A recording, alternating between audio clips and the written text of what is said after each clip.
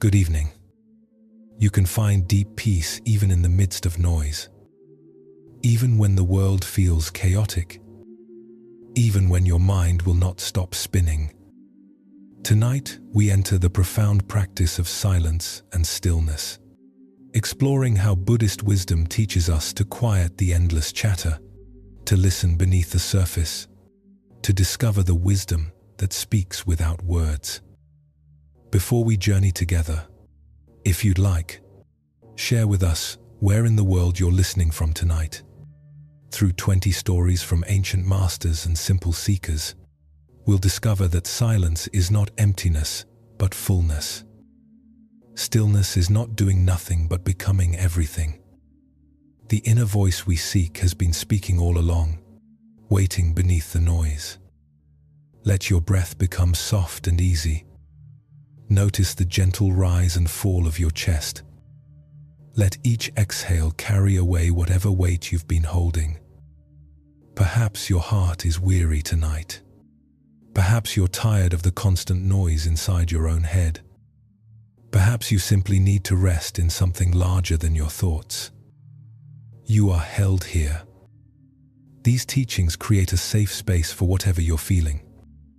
For over 2 millennia, these teachings have guided seekers through darkness into light, through confusion into clarity, through suffering into peace. Let yourself settle now. Let the stories carry you gently. You are safe here. Rest as we begin our journey together. The Emperor and the Silent Monk. There was once a powerful emperor in ancient China who prided himself on his wisdom. His palace held 10,000 books. His court employed the finest scholars. His treasury overflowed with jade and gold. Yet something troubled him deeply. Despite all his knowledge, despite all his power, his mind never ceased its endless turning. Questions multiplied like spring flowers. Worries bloomed like autumn leaves. He could not sleep. He could not rest.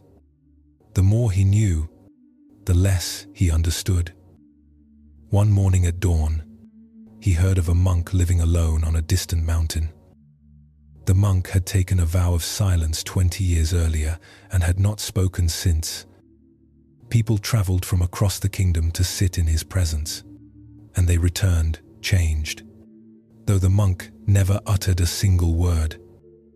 The emperor's advisors warned against the journey. What could be learned from someone who would not teach?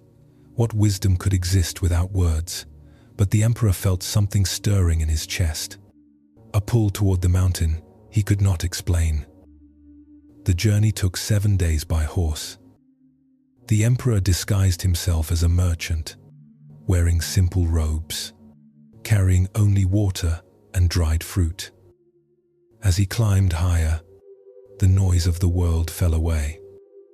First the sounds of the city, then the calls of farmers in their fields. Finally, even the birdsong grew sparse. By the time he reached the monk's small hut, the only sound was wind moving through pine branches and the emperor's own breathing. The monk sat outside his dwelling on a flat stone, facing the valley below. He did not turn when the emperor approached. He did not acknowledge the visitor in any way. His face held the quality of still water on a windless morning. The emperor stood uncertainly for a moment, then sat down nearby. He waited for the monk to speak. The monk remained silent. An hour passed. Then another. The emperor's mind began its familiar spinning. What should he say? What question should he ask? Perhaps this whole journey was foolish. Perhaps he should return to the palace. But something kept him rooted to that spot. The sun moved across the sky. Shadows lengthened. The monk never moved except for the gentle rising and falling of his breath. And slowly, gradually, something began to shift in the emperor. At first he noticed the sounds around him with unusual clarity. The wind had 17 different voices as it moved through the forest. A stream he had not seen made music over stones somewhere to his left. His own heart beat a steady rhythm in his chest. Then he noticed the thoughts themselves. They came and went like clouds across the sky of his awareness. Fear, impatience, curiosity, judgment. But beneath them all, something else. Something vast and quiet that had always been there, unnoticed. They sat together until the stars emerged. The monk finally stood, bowed to the emperor, and entered his hut. The emperor remained outside, wrapped in his traveling cloak, watching the sky. For the first time in decades, his mind felt spacious. Not empty, not dead, but alive in a different way. Vast and awake and utterly silent at its depths. He stayed on the mountain for 10 more days. Each day the same. Sitting in silence beside the monk. No teaching was given. No wisdom was spoken. Yet the emperor understood more deeply than he had ever understood from all his books, from all his scholars, from all his accumulation of knowledge. The truth could not be spoken because it existed before words. It could not be taught because it was already present. It could only be discovered in the space between thoughts, in the silence beneath all sound. When he finally descended the mountain, his advisors barely recognized him. His face had changed. The lines of worry had softened. His eyes held a depth they had not seen before. They asked what teaching he had received.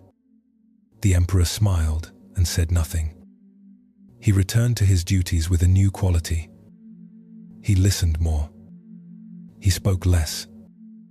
In meetings that once filled him with agitation, he found a place of inner quiet where wisdom could arise naturally, without force. Years later, when asked about the greatest teacher he had ever known, the emperor spoke of the silent monk on the mountain. Someone asked what the monk had taught him.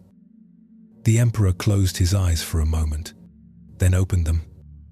He said, "He taught me that the deepest wisdom has no words. That truth speaks in silence. That when we stop trying to fill every moment with noise, with thought, with activity, we discover we have always been resting in something infinite. He taught me this by teaching nothing at all. This teaching shows us something profound about the nature of wisdom. We live in a world that never stops talking. Our phones ping with notifications. Our televisions chatter constantly. Our own minds generate endless commentary on every experience. We have come to believe that more information equals more understanding. That more words equal more truth. That silence is empty, lacking, something to be filled as quickly as possible. But the emperor discovered what Buddhist masters have known for millennia. Real wisdom exists in silence. Not the silence of suppression, where we forcefully shut down our thoughts, but the natural silence that emerges when we stop fighting with reality, when we stop trying to figure everything out, when we let ourselves simply be present with what is. Think about the last time you faced a difficult decision. Perhaps you made lists of pros and cons.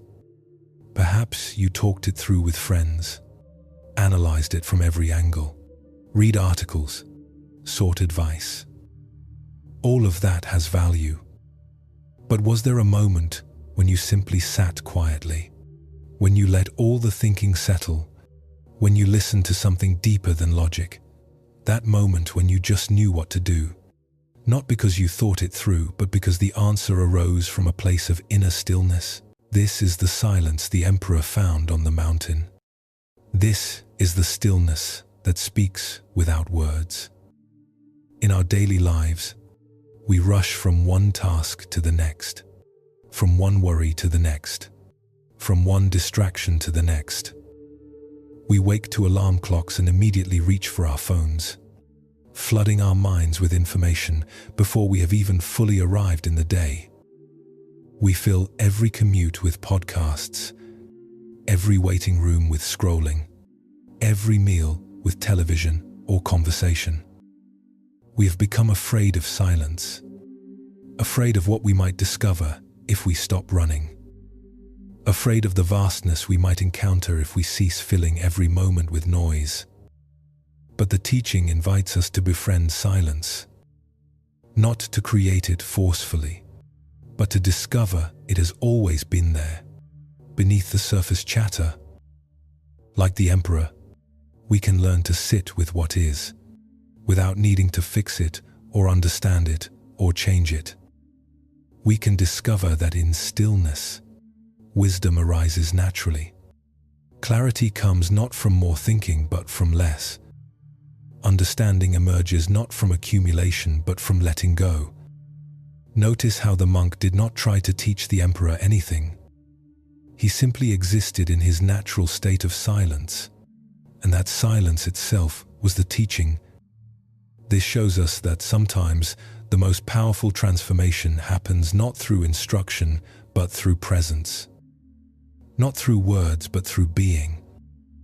When we cultivate our own inner silence, we become like that monk. We offer others a refuge of peace simply by being at peace ourselves. Your breath continues now, steady and calm. Let yourself sink a little deeper into rest. Everything you need is already present. Let us continue with another story of silence and its surprising gifts. The tea master's empty cup. In a small village in ancient Japan, there lived a tea master named Setsuko, who had studied her art for 43 years.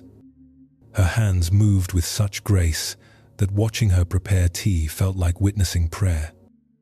The water she boiled sang at precisely the right temperature. The matcha she whisked became cloud-like foam.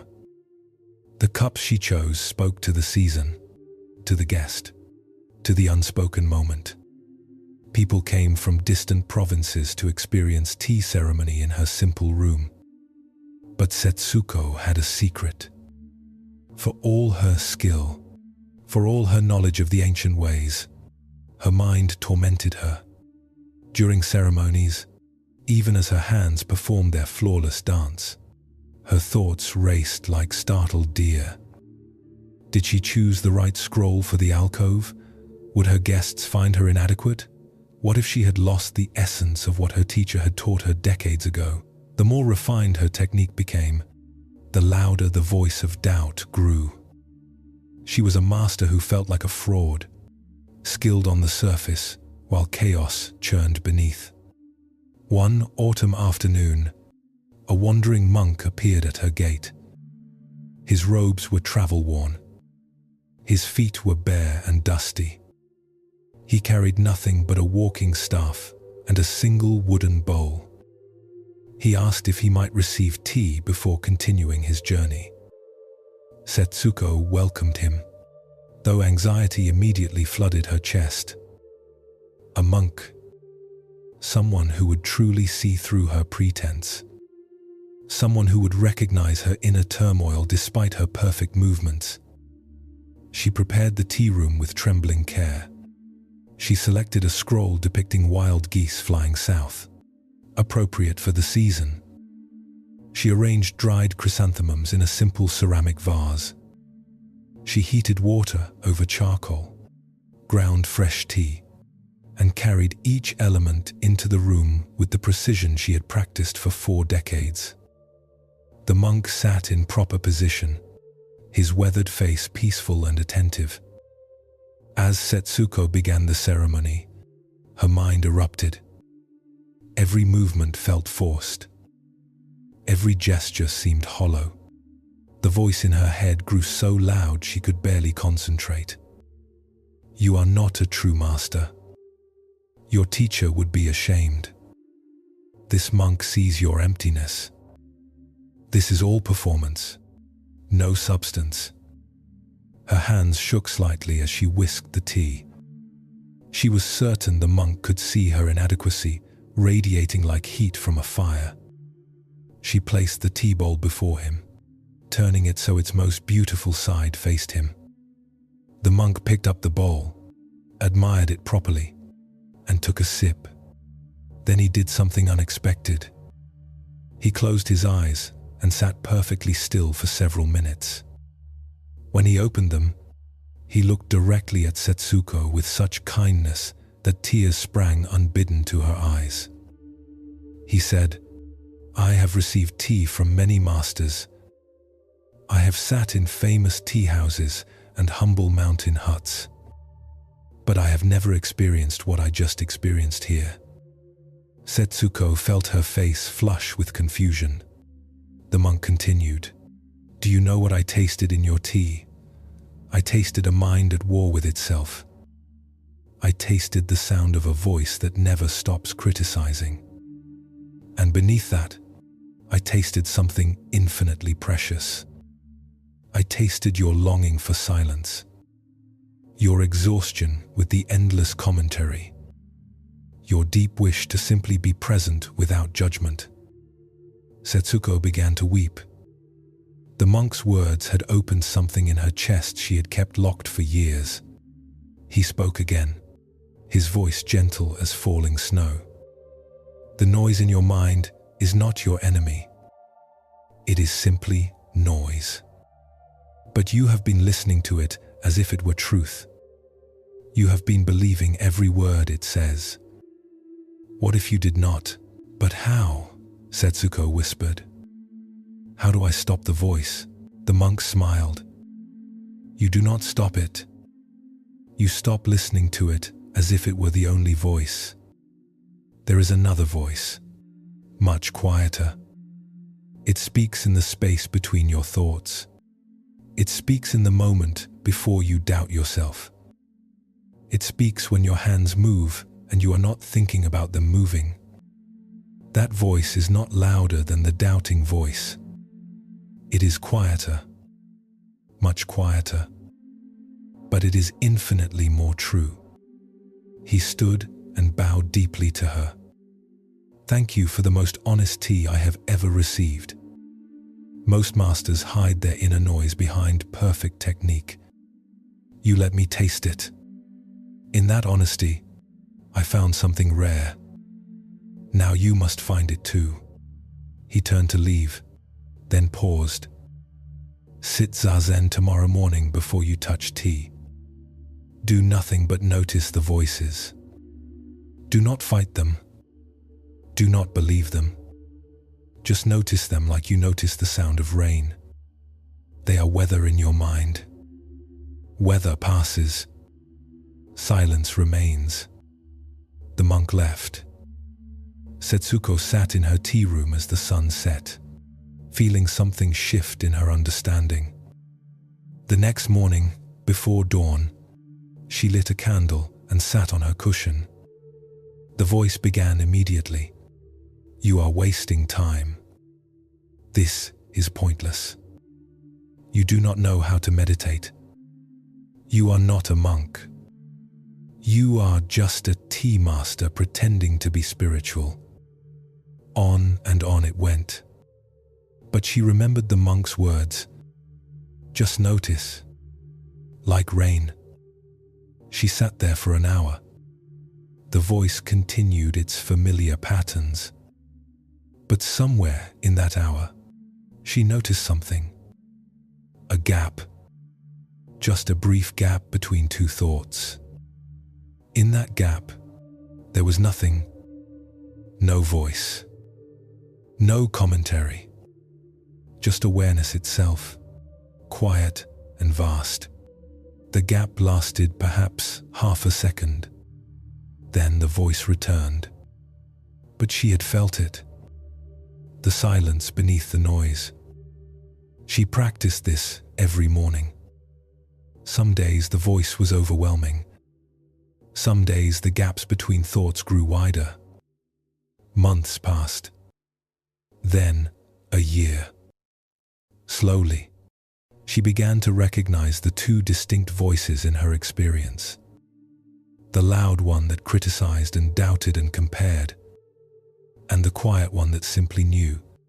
The quiet one that moved her hands in tea ceremony without self-consciousness. The quiet one that chose scrolls not from anxiety but from intuition. The quiet one that had always been there, whispering wisdom beneath the shouting. Her tea ceremony changed. Not in technique. Her movements remained as precise as ever. But something essential shifted. Guests began to comment that sitting in her presence felt different now. Peaceful. Spacious. They could not explain it, but they felt held by something larger than themselves. Setsuko smiled when they said this. She knew what they felt. They felt her inner silence finally expressing itself. They felt the quiet voice that had learned to speak more clearly than the loud one. Years later, when students asked her the secret of true tea ceremony, she would tell them about the monk and the two voices. She would say, tea ceremony is not about perfect technique. It is about serving tea from silence. But you cannot serve from a silence you do not know. First, you must discover it in yourself. Sit still. Listen. Beneath all the noise of doubting and judging and comparing, there is another voice. Infinitely quiet. Infinitely wise. Let that voice prepare the tea, and every cup becomes a teaching. This story speaks to something many of us experience every day. That voice in our heads that never seems to stop. The one that narrates everything we do, judges everything we say, criticizes how we look or what we said 3 days ago in a conversation we cannot stop replaying. We think this voice is us. We think it speaks truth. We listen to it with complete belief, as if it was some ultimate authority on our lives. But Setsuko discovered what meditation reveals. That voice is just weather in the mind. Thoughts arising and passing, like clouds across sky. And beneath those thoughts, beneath all that commentary, there is something else. A deeper knowing, an awareness that does not speak in words, but in feelings, in intuitions, in the sudden clarity that comes when thinking stops. This is what Buddhist teachings call our original nature, the mind before thinking, the awareness that exists whether thoughts are present or not. In our contemporary lives, this inner critic runs wild. We wake up and it immediately begins its assessment. You look tired. You should not have eaten that last night. You need to respond to 17 emails. You forgot your friend's birthday. Why did you say that stupid thing in yesterday's meeting? On and on. An endless stream of judgment and worry and comparison. We have become so accustomed to this voice that we no longer notice it is there. It is like the hum of a refrigerator. We only notice it when it stops. But we can learn to recognize this voice for what it is. Not truth. Not wisdom. Just habitual thinking. Just old patterns repeating themselves. When someone cuts us off in traffic and we spend the next 10 minutes fuming, replaying what we wish we had said or done, that is the voice. When we lie in bed at night unable to sleep because we are reviewing everything we need to do tomorrow, that is the voice. When we scroll through social media and feel inadequate because everyone else seems happier, more successful, more beautiful than us, that is the voice. Beneath this voice, there is silence. Not the silence of having nothing to say, but the silence of not needing to say anything. The silence of simply being present with what is. This silence is not empty. It is full. Full of awareness, of aliveness, of connection to this moment exactly as it is. When we touch this silence, even briefly, everything shifts. Problems that seemed overwhelming suddenly have clarity. Decisions that felt impossible suddenly feel obvious. Not because we thought more, but because we thought less. Because we dropped beneath thinking into knowing. Setsuko learned to sit with both voices. The loud one did not disappear.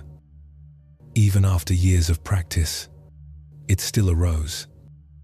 But it no longer dominated. She learned to hear it as just one voice among many. And in that discernment, the quieter voice grew stronger. Not louder, stronger, more trustworthy, more present. This is what practice offers us. Not the elimination of the thinking mind, but the discovery of something deeper, something that was there all along, waiting to be noticed. Rest now. Feel your body held by whatever supports you. Let everything soften just a little more. We continue. The farmer who stopped speaking. There was a farmer in rural Vietnam who lived with his wife and 3 children in a small house at the edge of rice fields. His name was Min, and his life was simple and hard in the way lives have been hard for farmers since rice was first planted. He woke before dawn to tend the paddies. He planted and weeded and harvested according to the seasons. His hands were calloused and his back often ached. But he was not unhappy. He loved his family. He loved the smell of earth after rain. He loved the sight of rice stalks bending under their own golden weight. But Min had developed a habit that troubled him. He talked constantly. Not to people necessarily, though he talked plenty with his neighbors and his wife, but to himself. A steady stream of commentary about everything he did. Now I am walking to the field. The path is muddy from last night's rain. I should have brought better shoes. My back hurts. I wonder if it will rain again today. The rice needs 3 more weeks. Last year at this time we had more sun. What if the harvest is poor? How will we pay for our daughters' school books? On and on and on. Every waking moment filled with words. At first he barely noticed it, but gradually it began to exhaust him. Even when his body rested, his mind did not. Even in the evening, sitting with his family, his mind chattered about tomorrow's tasks or yesterday's regrets. He felt as if he were living 2 lives. The outer life of farming and family, and the inner life of endless commentary on the outer life. The inner life left no space for anything else. No space for simply feeling the sun on his face. No space for hearing his children's laughter without immediately thinking about how quickly they were growing up. One evening, he mentioned this to his wife as they lay in the darkness before sleep. She was quiet for a moment, then said, "My grandmother used to tell a story about a monk who took a vow of silence for 1 year. She said after that year, he was able to hear the grass growing. I always thought it was just a story. But maybe there is something to it. Maybe talking all the time, even inside our own heads, keeps us from hearing other things."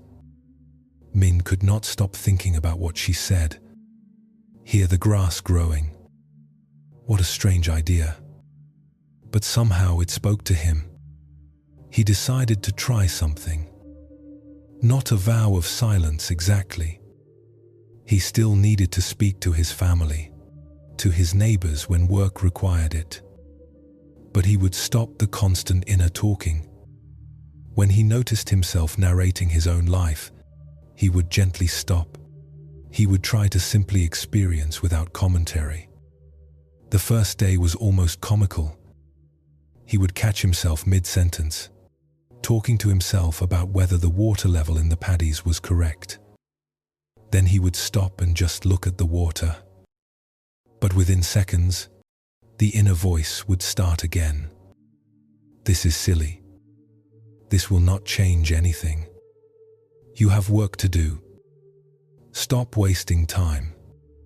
He noticed how persistent the voice was, how it did not like being ignored, how it fought for his attention like a child demanding to be heard. But he kept trying. Days passed, then weeks. Sometimes he forgot entirely and spent whole mornings lost in mental chatter. Other times he managed to work for an hour or more with very little inner noise.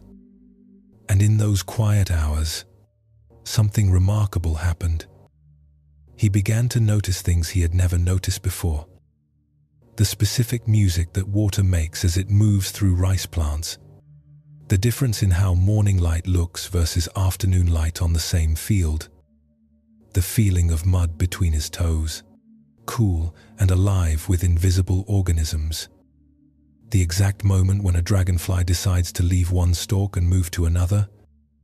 None of these observations were useful. They did not help him farm better or solve any problems. But they filled him with something he had not felt since childhood. A sense of wonder. A sense of being fully alive in this moment. Not living halfway in his head while his body went through the motions. He noticed that when he worked without the constant inner commentary, his body knew what to do. His hands moved with efficiency he did not need to think about. His feet found purchase on slippery banks without conscious calculation. It was as if thinking about the work actually interfered with doing it. His wife noticed the change. She said he seemed more present with her and the children. That when she spoke, he actually listened rather than waiting for his turn to talk. His children noticed too.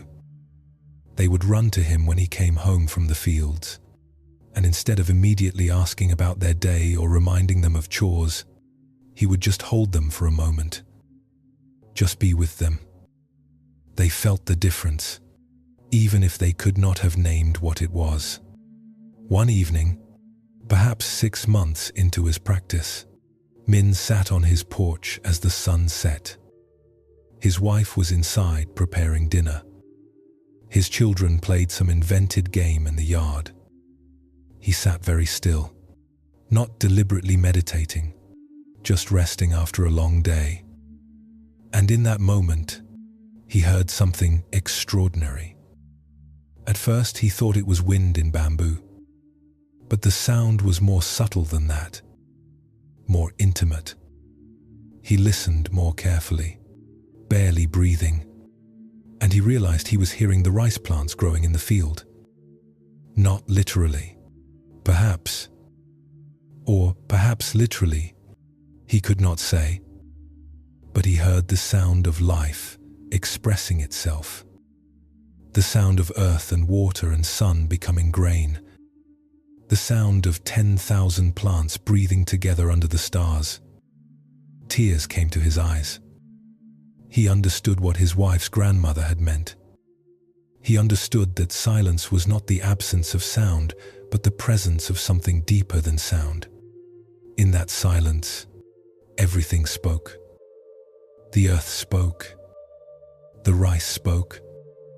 His own heart spoke in ways that had nothing to do with words.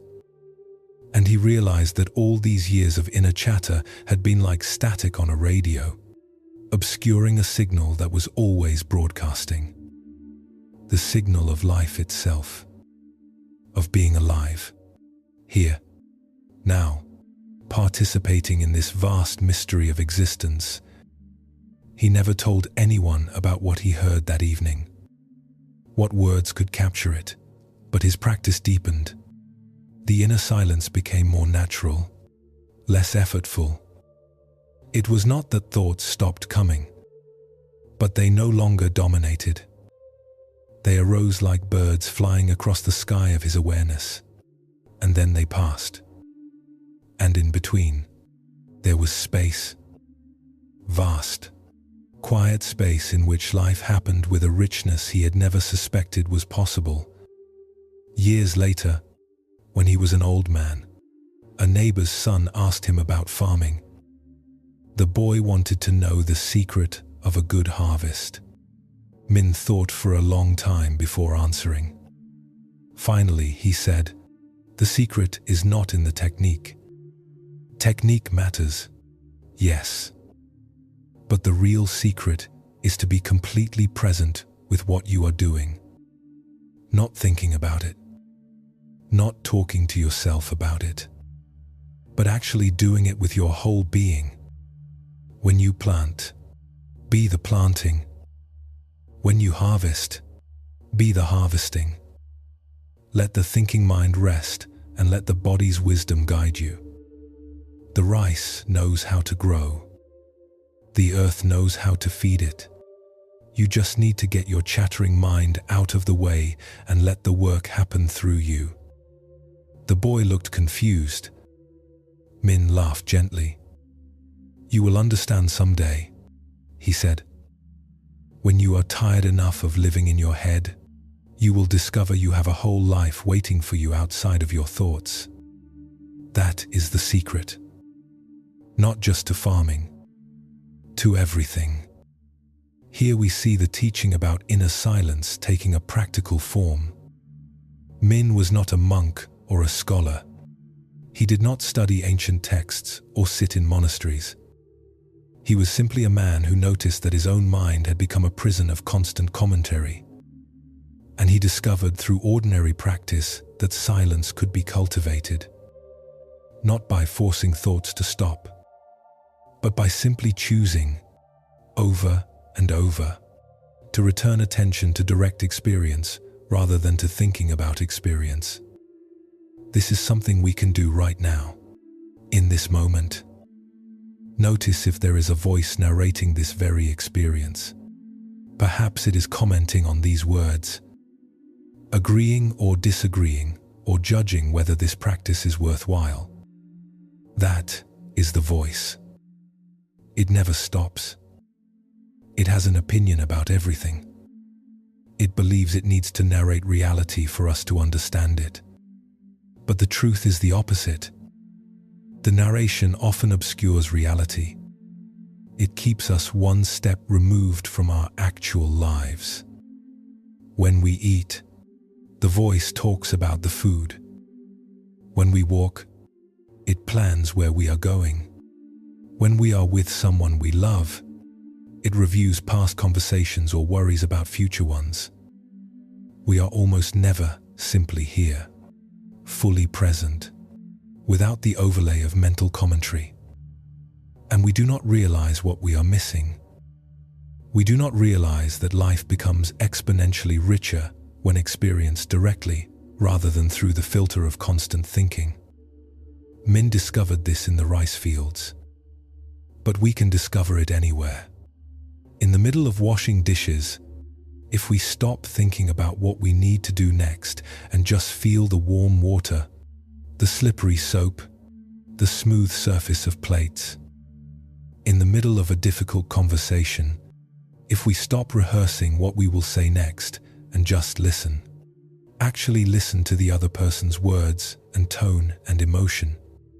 In the middle of commuting, if we stop mentally running through our to-do list and just notice the play of light through windows, the faces of strangers, the sensation of our own breathing. These may seem like small things. What difference does it make if we think about washing dishes or just wash them? But the difference is enormous. It is the difference between living partially and living fully. It is the difference between experiencing life through the narrow lens of our thoughts and experiencing it in its full dimensionality. When we step out of the constant inner chatter, even briefly, we encounter something vast. Not dramatic, not mystical necessarily, but vast. The sheer presence of being alive, the intimate miracle of consciousness experiencing itself. Min heard the rice growing not because he developed supernatural abilities. He heard it because he finally got quiet enough to listen. And what he heard was not something new. It was something that had been there all along, waiting for his attention. This is the gift of silence. It does not give us new experiences. It reveals what is already present, but unnoticed. It shows us we have been living in a small room of our mind while a vast landscape waited just outside the door. Breathe slowly now. Your whole body breathes. Each cell breathes. You are breathing in concert with everything alive. Let yourself rest in that rhythm. We move gently to another teaching. The scholar's pilgrimage.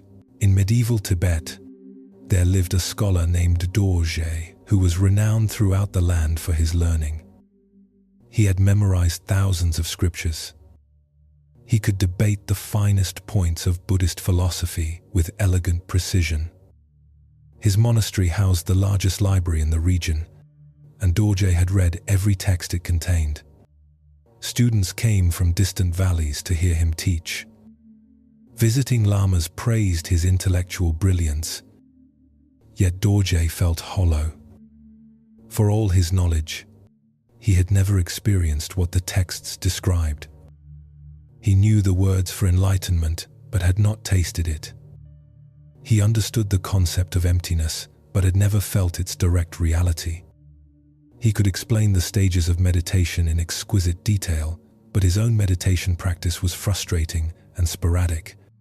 He was like a man who had memorized every recipe in existence, but had never actually cooked a meal or tasted food. The knowledge sat in his head like dust on books. Dry, dead, disconnected from life. This awareness tormented him. What was the point of all this learning if it remained abstract? What use was understanding if it never penetrated beyond intellect?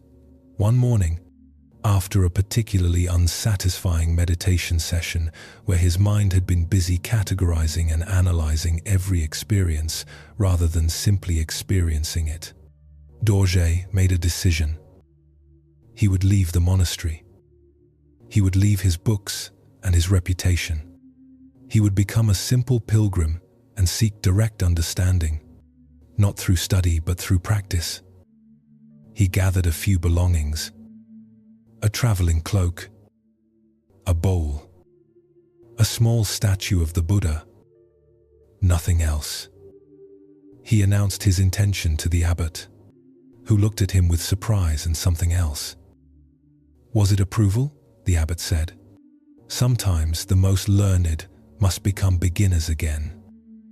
Sometimes the greatest scholars must forget everything they know to discover what they have always known. Go in peace. Dorje bowed and walked out of the monastery gate, feeling both terrified and strangely light. He had no plan except to wander and to listen, to find a teacher who could show him what books could not. He walked for months through mountains and valleys, sleeping in caves or under stars, accepting food from villagers when offered, fasting when nothing was offered. He met many teachers, some impressive, some clearly fraudulent, most somewhere in between, but none could give him what he sought. They offered more words, more concepts, more things to memorize and understand. His mind, so eager to learn, ate up every teaching and filed it away with all the others. But his heart remained unchanged. One evening, exhausted and discouraged, he arrived at a small village high in the mountains. An old woman sat outside a simple house, spinning wool into thread. Her hands moved with unconscious grace, the spindle turning in perfect rhythm. Dorje asked if she knew of any meditation master in the area. The woman smiled and said, "What kind of master do you seek?" Dorje began to explain. Someone who had realized emptiness. someone who could teach the direct path beyond conceptual understanding, someone who could show him how to stop living in his head and start experiencing reality directly. The woman listened, her hands never stopping their rhythmic spinning. When he finished, she laughed gently, not mockingly, but with real humor and kindness. She said, "I do not know where to find such a person, but I can tell you a story. Perhaps it will help." She gestured for him to sit. He lowered himself to the ground beside her, pulling his cloak tight against the mountain chill. She began, "Many years ago, I too was a scholar. Not like you, in a great monastery, but in my own way. I collected stories, thousands of them. I knew every folk tale from every valley. I could recite them from memory. People called me the story keeper. They said I preserved the wisdom of our ancestors. And I believed them. I thought the stories were the wisdom. Do you understand? I thought knowing the stories meant possessing wisdom." She paused, threading new wool onto her spindle. "Then I became sick. Very sick. For weeks I lay in darkness, fever burning through me, hovering between life and death. And in that darkness, all my stories meant nothing. I could remember them still, but they gave me no comfort. They did not teach me how to face death. They did not show me how to let go. They were just words, floating uselessly in my mind. I realized I had spent my whole life collecting other people's experiences, other people's wisdom, and I had never developed any of my own. I survived that illness, obviously, but I came back changed. I stopped collecting stories.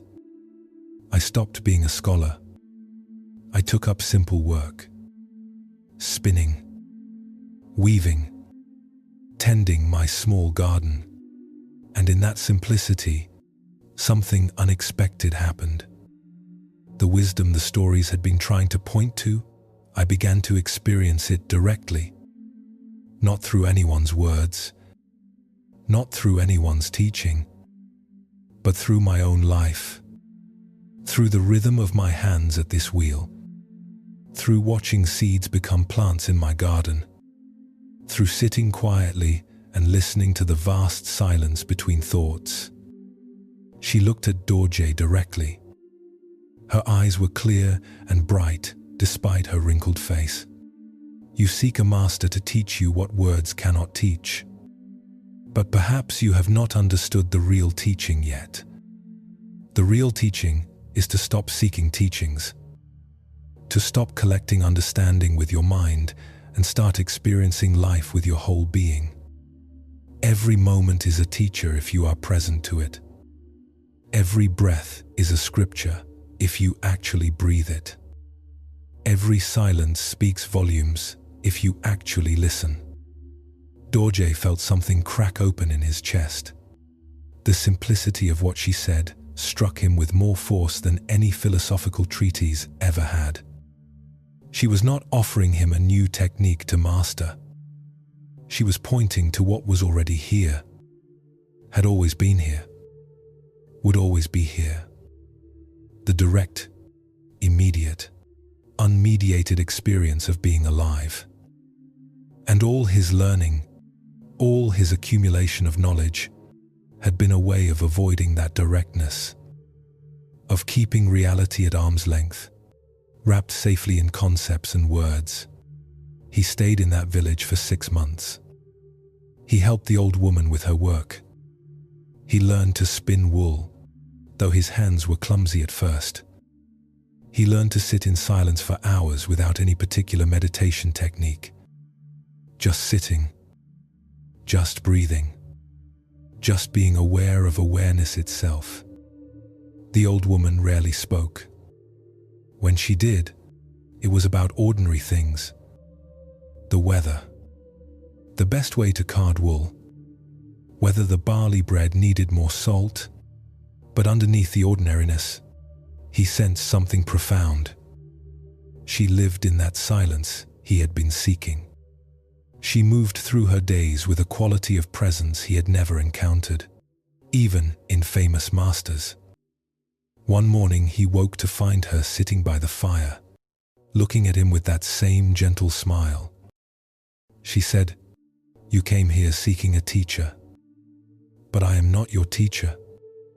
The silence itself is the teacher. The stillness beneath all your thinking is the teacher. You do not need me or anyone else to point you toward it. You just need to stop looking outward and start looking inward. Not with your intellect, but with your whole being. Be still. Be simple. Let your learned mind rest and your original mind awaken. That is all. That is everything." Dorje left the village that day. But he was not the same scholar who had arrived.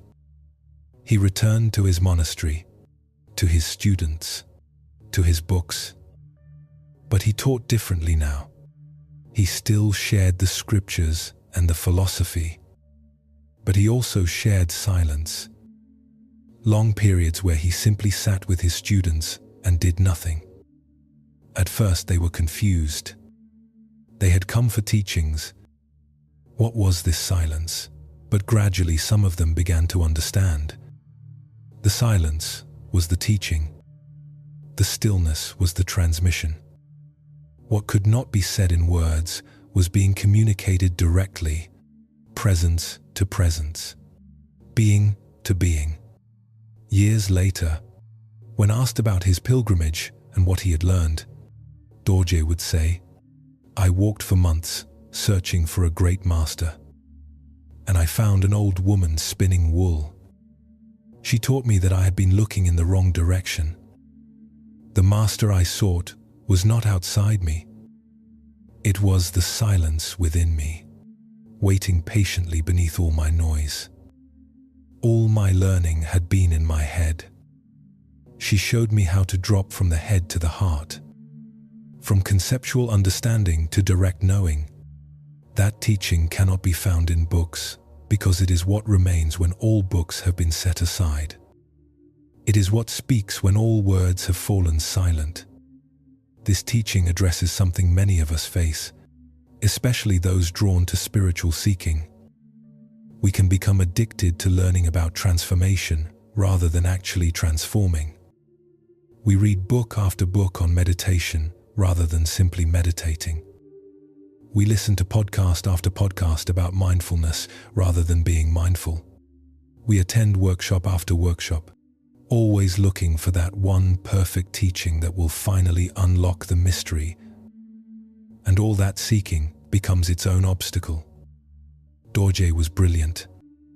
He knew more than almost anyone, but his knowledge kept him separate from direct experience.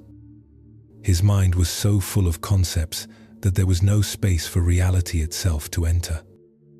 He was always one step removed, always analyzing and categorizing and understanding rather than simply being with what is. This is the trap of the intellectual mind.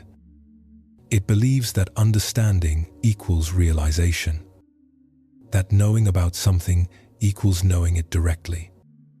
But these are entirely different. Consider when you are in nature, perhaps walking in a forest or sitting by the ocean. The thinking mind might identify the species of trees, calculate how old they might be, remember other forests you have walked in, plan what you will do after this walk. But none of that is actually experiencing the forest. The experience happens when thinking stops. When you simply stand there and feel the air on your skin, smell the particular scent of pine needles and earth, hear the specific music of birds and wind and your own footsteps. In that moment of direct experience, without mental commentary, you are actually present in the forest rather than thinking about being present in the forest. This is what the old woman showed Dorje. She was not more learned than him. In fact, she was less learned. But she had learned something more valuable. She had learned to put down the constant mental activity and rest in immediate awareness. She had learned that wisdom is not something you acquire, but something you uncover. It is already there, waiting beneath all the noise. We do not need to become wise. We need to become quiet enough to realize we already are. In our daily lives, we can practice this, not by abandoning learning or thinking. Both have value, but by recognizing their limitations. When we catch ourselves lost in analysis, in commentary, in endless thinking about problems, we can gently ask, what is the direct experience right now beneath all these thoughts? When we catch ourselves searching for answers outside ourselves, in the next book or video or teaching, we can gently ask, what would happen if I stopped searching and simply listened to the silence within? This is not easy, especially for those of us who live primarily in our heads. The thinking mind does not like to relinquish control. It believes it needs to figure everything out, understand everything, have an opinion about everything. But the teaching invites us into a different way of being, a way where we trust the silence, where we trust that beneath all our thinking, there is a deeper intelligence, a deeper knowing that does not speak in words but in feelings, in intuitions, in the clarity that arises when we stop forcing answers and allow them to emerge. Dorje spent months walking in circles, searching outward for what could only be found inward. We do the same thing. We believe the answer is in the next thing we learn, the next technique we master, the next insight we acquire. But the real answer is in learning to be still, in learning to listen to the voice that does not shout, that does not argue, that does not prove anything. The voice that simply knows.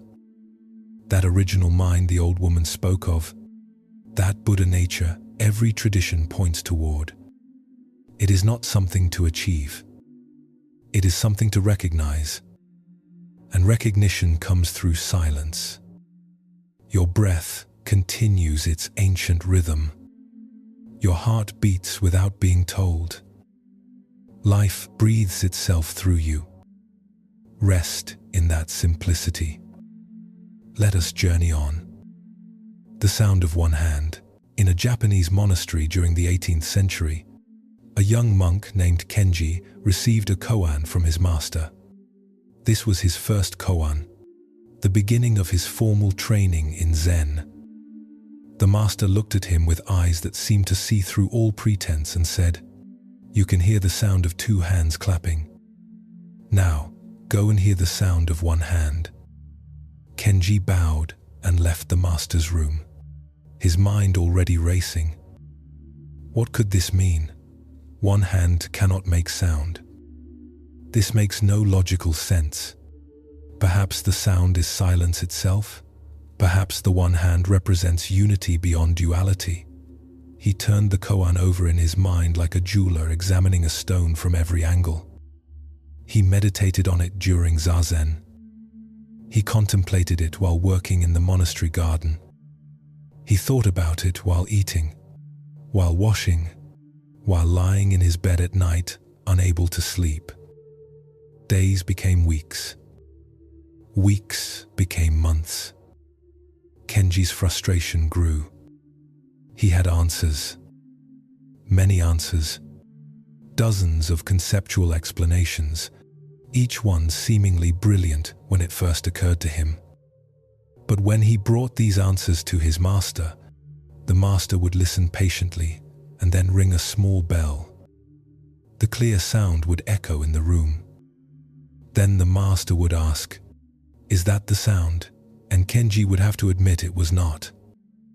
His intellectual understanding, however elegant, missed something essential. The other monks saw Kenji's struggle. Some had been working on their own koans for years. They recognized the particular quality of torment that comes from trying to solve with the intellect what cannot be solved that way. An older monk named Takashi took pity on him one evening. As they washed dishes together after the evening meal, Takashi said, "You are trying to hear the sound with your thinking mind. But the thinking mind makes too much noise. It fills the silence with its constant chatter. How can you hear anything subtle when your own thoughts are shouting?"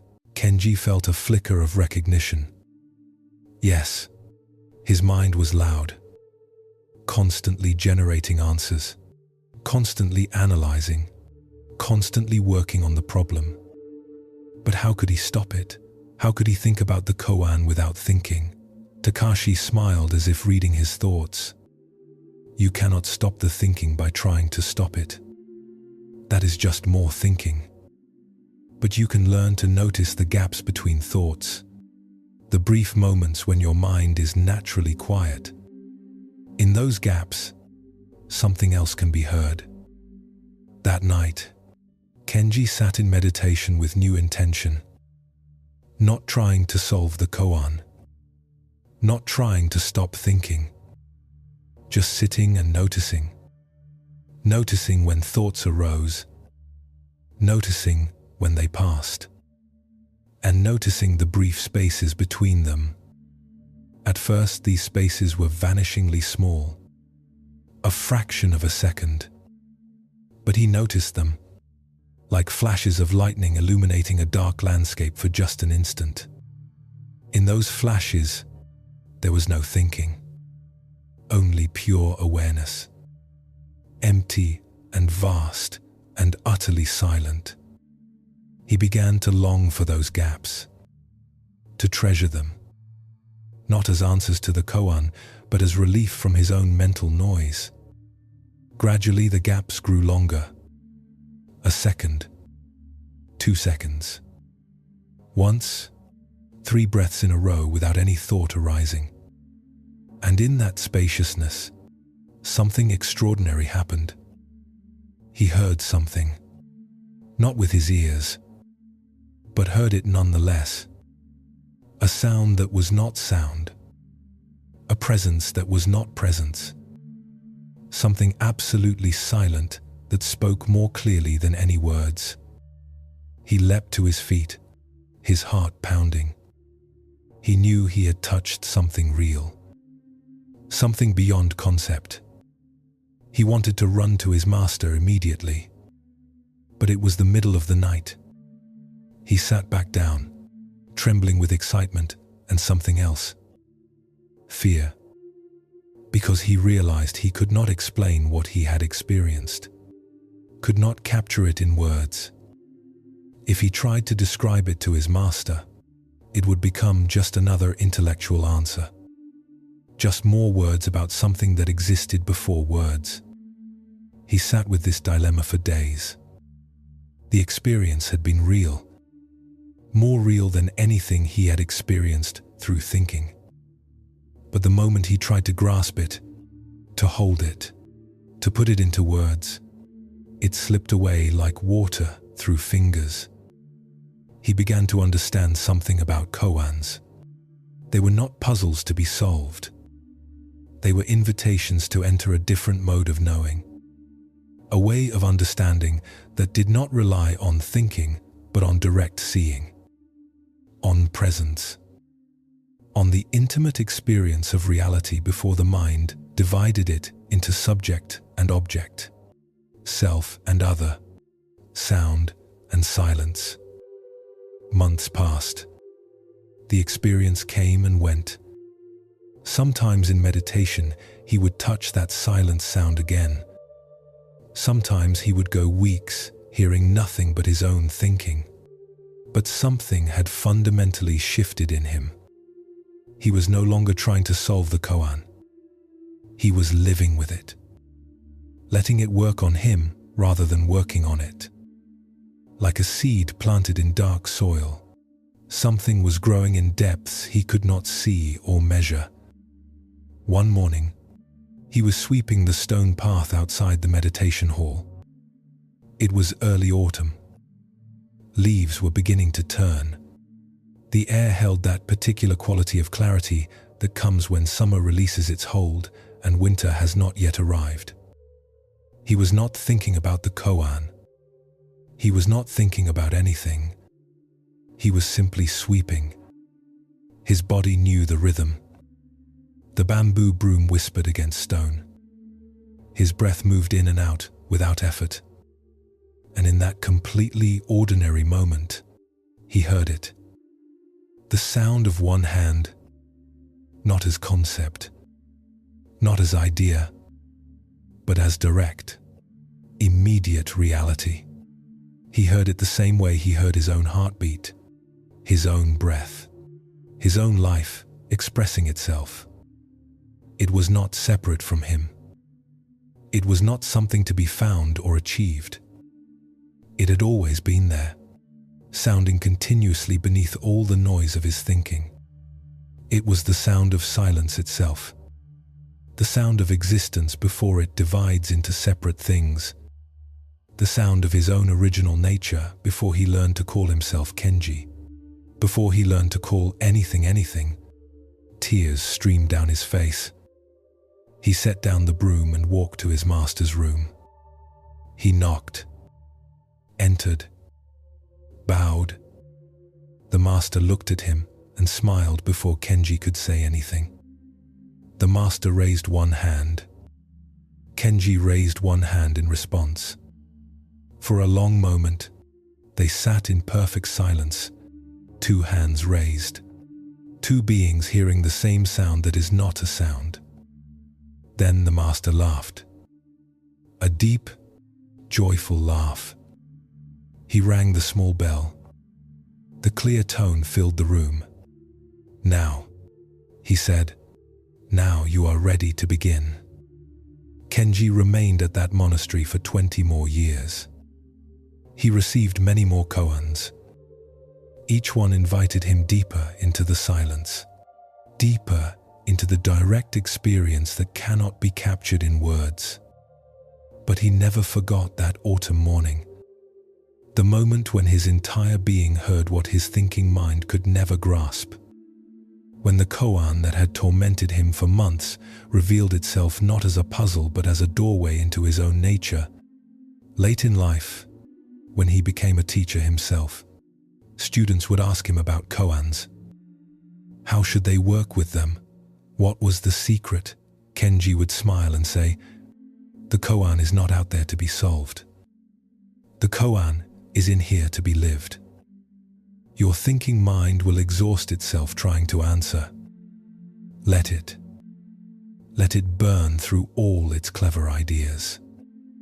And when it is finally tired, when it gives up and becomes quiet, something else can speak. Something that has been speaking all along but could not be heard over the noise. That something is what the koan wants you to meet. Not to understand. Not to explain. But to meet directly, intimately, as your own most essential nature. This story illuminates the profound difference between intellectual understanding and direct knowing. Kenji was intelligent. He could generate endless conceptual answers to the koan. But none of them satisfied because they remained in the realm of thinking. The koan was designed specifically to exhaust the thinking mind, to push it until it finally surrendered and allowed another way of knowing to emerge. We face this same challenge in our lives, though perhaps not with formal koans. We try to think our way to wisdom. We try to understand our way to peace. We believe that if we just analyze enough, read enough, learn enough, we will finally grasp the truth we seek. But some truths cannot be grasped. They can only be experienced. They exist in the silence between thoughts, not in the thoughts themselves. When we face a difficult life situation, our thinking mind goes into overdrive. It generates solutions, strategies, arguments for why things are or are not okay. But often, none of this thinking actually helps. The real answer, the true resolution, comes in a moment of stillness. We are taking a walk or washing dishes or simply sitting quietly, and suddenly we know what to do. Not because we figured it out, but because when the mind became quiet, the answer was there, waiting to be noticed. This is what Kenji discovered. The sound of one hand was not hidden. It was not some secret that needed to be unlocked through clever thinking. It was there all along, constantly sounding, but obscured by his own mental noise. When he finally stopped trying to hear it with his thinking mind and simply became still, really still, the sound revealed itself. Or more accurately, he realized he had been hearing it all along, but had not recognized it for what it was. We can work with this in our own practice. When we are caught in mental loops, spinning around the same problems, the same worries, the same questions without answers, we can recognize this as a koan. Our thinking mind will not solve it by more thinking. It might solve it eventually through stillness, through allowing all the mental activity to settle like silt in water, through dropping beneath the surface chatter into deeper waters. This does not mean we should never think. Thinking has its place. It solves practical problems. It analyzes and plans and creates. But it cannot access the deepest truths. It cannot know what exists before knowing. It cannot experience what lives in the space between thoughts. For that, we need silence. We need to cultivate gaps in our thinking. As the old monk told Kenji, brief moments where no thought arises, brief windows where pure awareness simply is, without any content. These moments are always available. They exist naturally throughout our day. The instant between reading these words and thinking about them, the split second between hearing a sound and naming it, the brief gap between finishing one activity and starting the next. These gaps are doorways into silence, into the place where the sound of one hand is always sounding, the place where our own true nature waits patiently to be recognized. Breathe now into stillness, into the gap between this breath and the next, into the space where you are not thinking about being here, but simply are here. Rest in that immediacy. Another story finds you now. The potter's wheel. There was a potter in ancient China named Lin who had learned his craft from his father, who had learned it from his father before him. 4 generations of potters, each one teaching the next the secrets of clay and fire, of glazes that ran like rivers or cracked like lightning. Lin was skilled. His pots were sought after in market towns throughout the region. His hands knew the exact pressure to apply as the wheel turned, the precise moment when the clay was centered and ready to rise into form. But something troubled Lin deeply. Every pot he made was accompanied by a constant stream of mental commentary. Is the clay too wet? Am I pulling the walls too thin? Will this fire properly? What if it cracks? The best potter in the neighboring village uses a different technique. I should have wedged the clay longer. This glaze might run. Why do my pots never quite match what I envision? On and on. Thought after thought. Judgment after judgment. Comparison after comparison. His hands did beautiful work, while his mind tormented him with doubt. One evening, an old wanderer stopped at Lin's workshop seeking shelter for the night. Lin welcomed him, offered rice and tea, showed him a place to sleep near the kiln, where warmth from the fire would keep him comfortable. As they ate together, the wanderer watched Lin's face. Finally he said, You carry great trouble in your mind."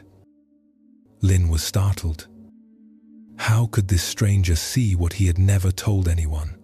The wanderer smiled.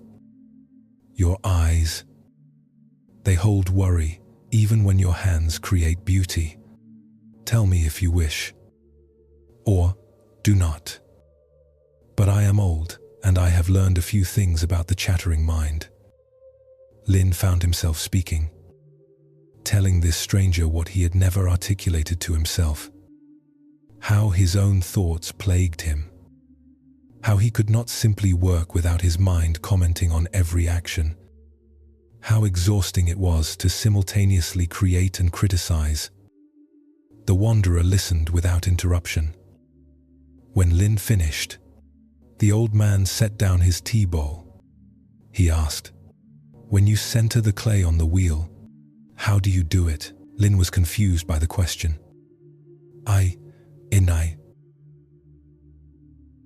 I place the clay and bring it to center by applying pressure while the wheel turns." The wanderer nodded. "Yes.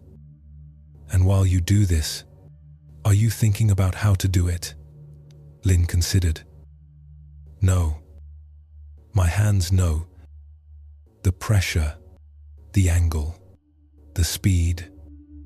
It happens without thought." The wanderer smiled. "So there is a part of you that already knows how to work without the mind's commentary. Your hands have a wisdom your thinking mind does not possess.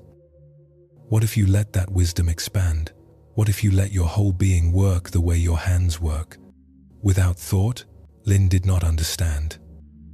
How could he not think? Thinking happened. It was not something he controlled. The wanderer seemed to read his confusion.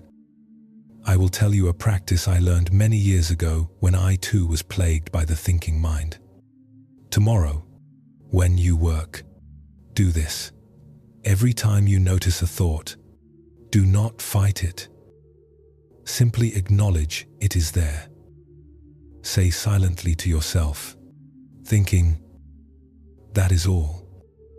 Not good or bad. Not trying to stop it. Just noticing. Like noticing a bird flying past your window. You would not try to stop the bird. You would just see it and let it pass. Do the same with thoughts." The next morning, the wanderer left with the first light. But Lin remembered his words. As he sat at his wheel to work, he began the practice. He placed clay and began to center it. Immediately a thought arose. The clay is too stiff. He noticed it. Thinking. The thought passed. His hands continued their work. Another thought. You should have prepared better clay yesterday. Thinking. Another. This pot will probably not turn out well. Thinking. At first the exercise seemed pointless. The thoughts kept coming, relentless as rain. But he persisted. Throughout that day, every time he noticed a thought, he simply acknowledged it. Thinking. And something subtle began to happen. There began to be tiny gaps. Moments where he was working and no thought was present. His hands shaped clay. His foot pumped the wheel. But the commentator in his mind had temporarily gone quiet. These moments lasted only seconds. But they were profoundly different from his normal state. In those gaps, the work flowed.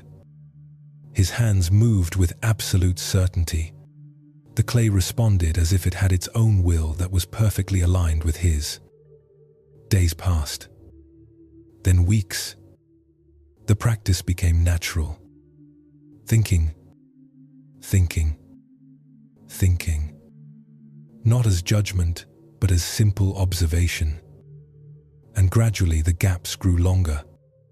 Sometimes he would work for several minutes, completely absorbed, before thoughts returned.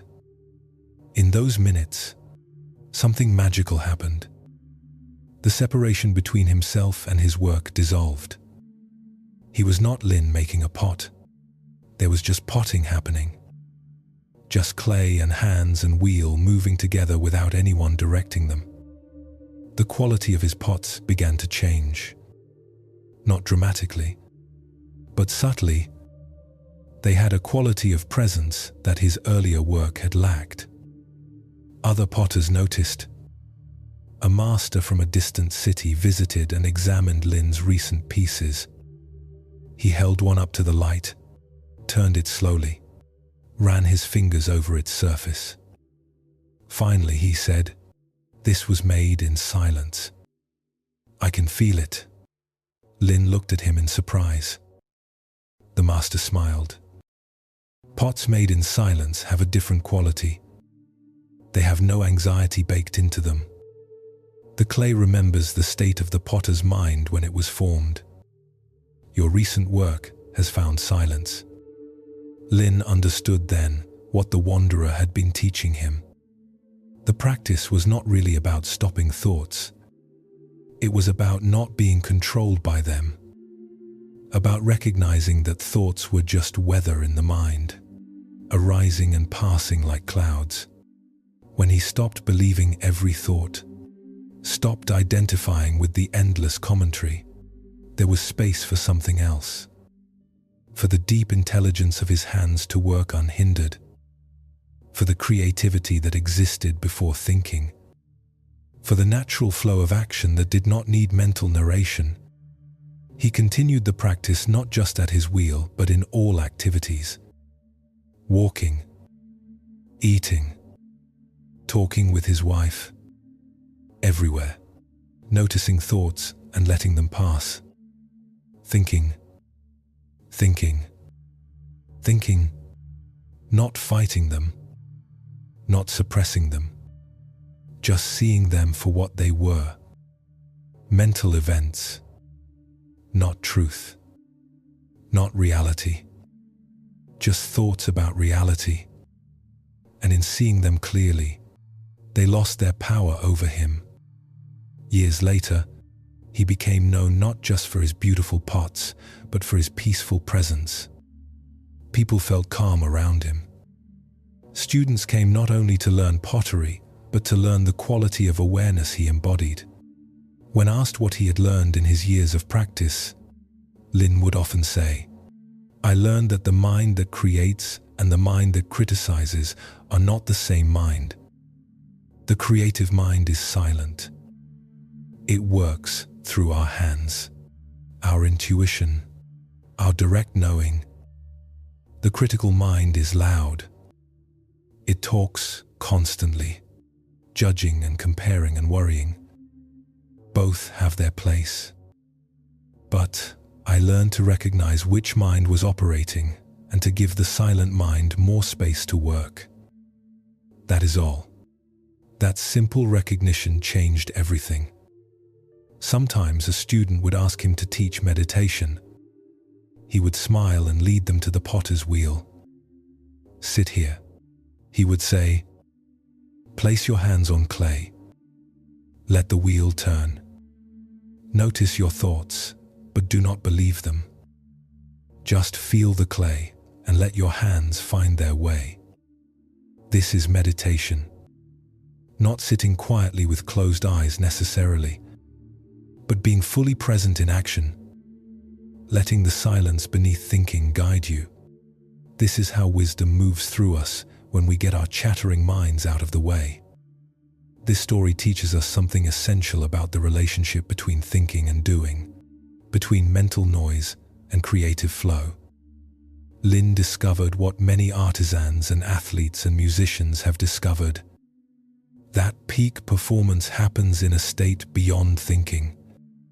When the thinking mind steps back and allows the body's wisdom to take over. When analysis pauses and intuition flows. We all have access to this state.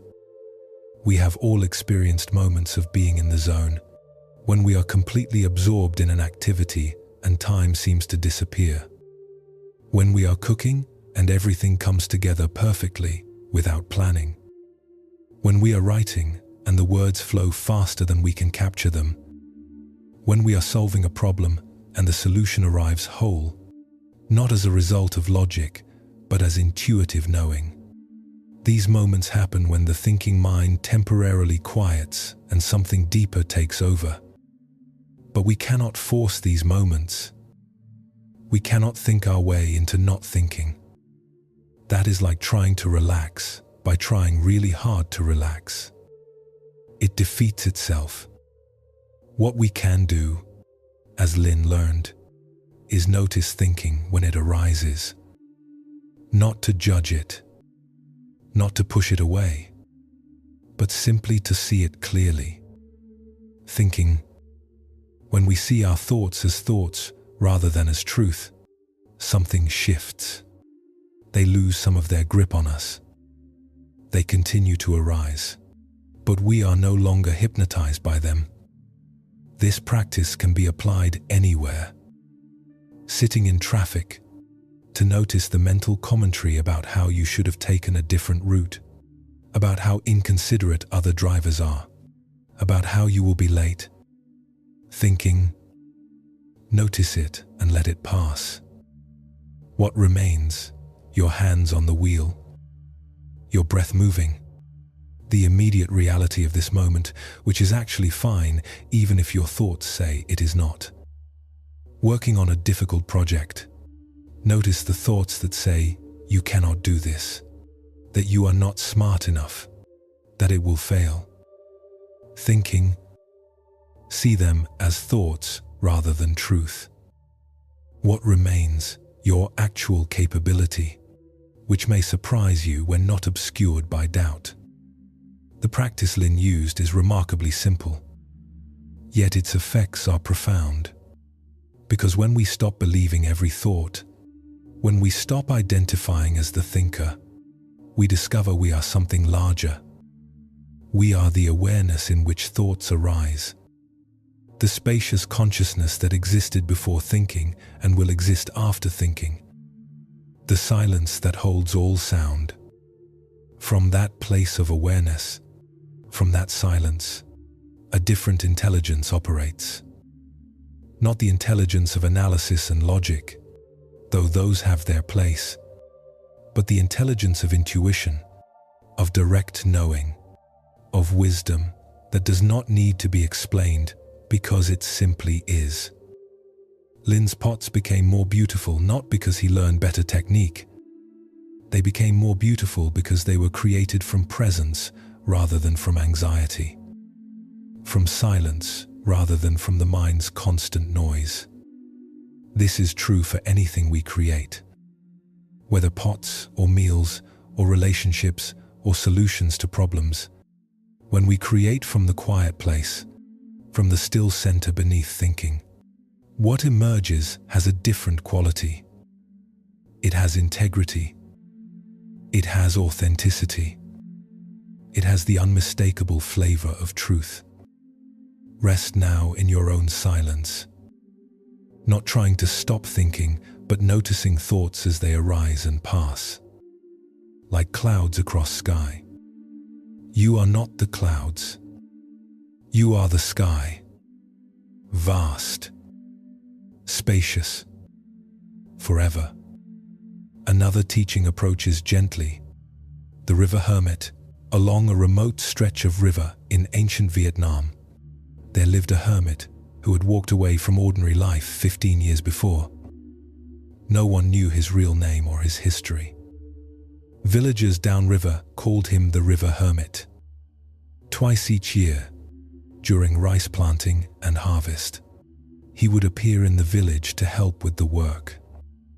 He never spoke unless necessary for the tasks at hand. He ate the simple food offered, but never asked for anything. When the work was done, he would walk back upriver to his solitary dwelling and disappear for another 6 months. A young woman named Mai had heard stories about the hermit all her life. Her grandmother said he was the wisest man in 10 provinces. Her father said he was probably just strange, running from something in his past. Mai was curious. She had questions that plagued her. Questions about the meaning of her life, about why suffering existed, about whether true peace was possible. She had asked the village elders, the Buddhist monks who occasionally passed through, even the traveling merchants who claimed to have seen many things. None of their answers satisfied her. They felt hollow, like words arranged prettily, but pointing at nothing real. One spring, as the hermit helped plant rice in the flooded paddies, Mai worked alongside him. She watched him carefully. His movements were economical and precise. His face held no expression except perhaps contentment. He did not complain, though the work was backbreaking. He did not chatter or make jokes like the other workers. He simply planted rice with complete attention, as if this was the most important thing in the world, as if nothing else existed in this moment except the task at hand. At the end of the day, as the hermit prepared to leave, Mai approached him. Her heart pounded. She had rehearsed what she would say 100 times. She bowed respectfully and asked, "Sir, may I walk with you and ask you questions?"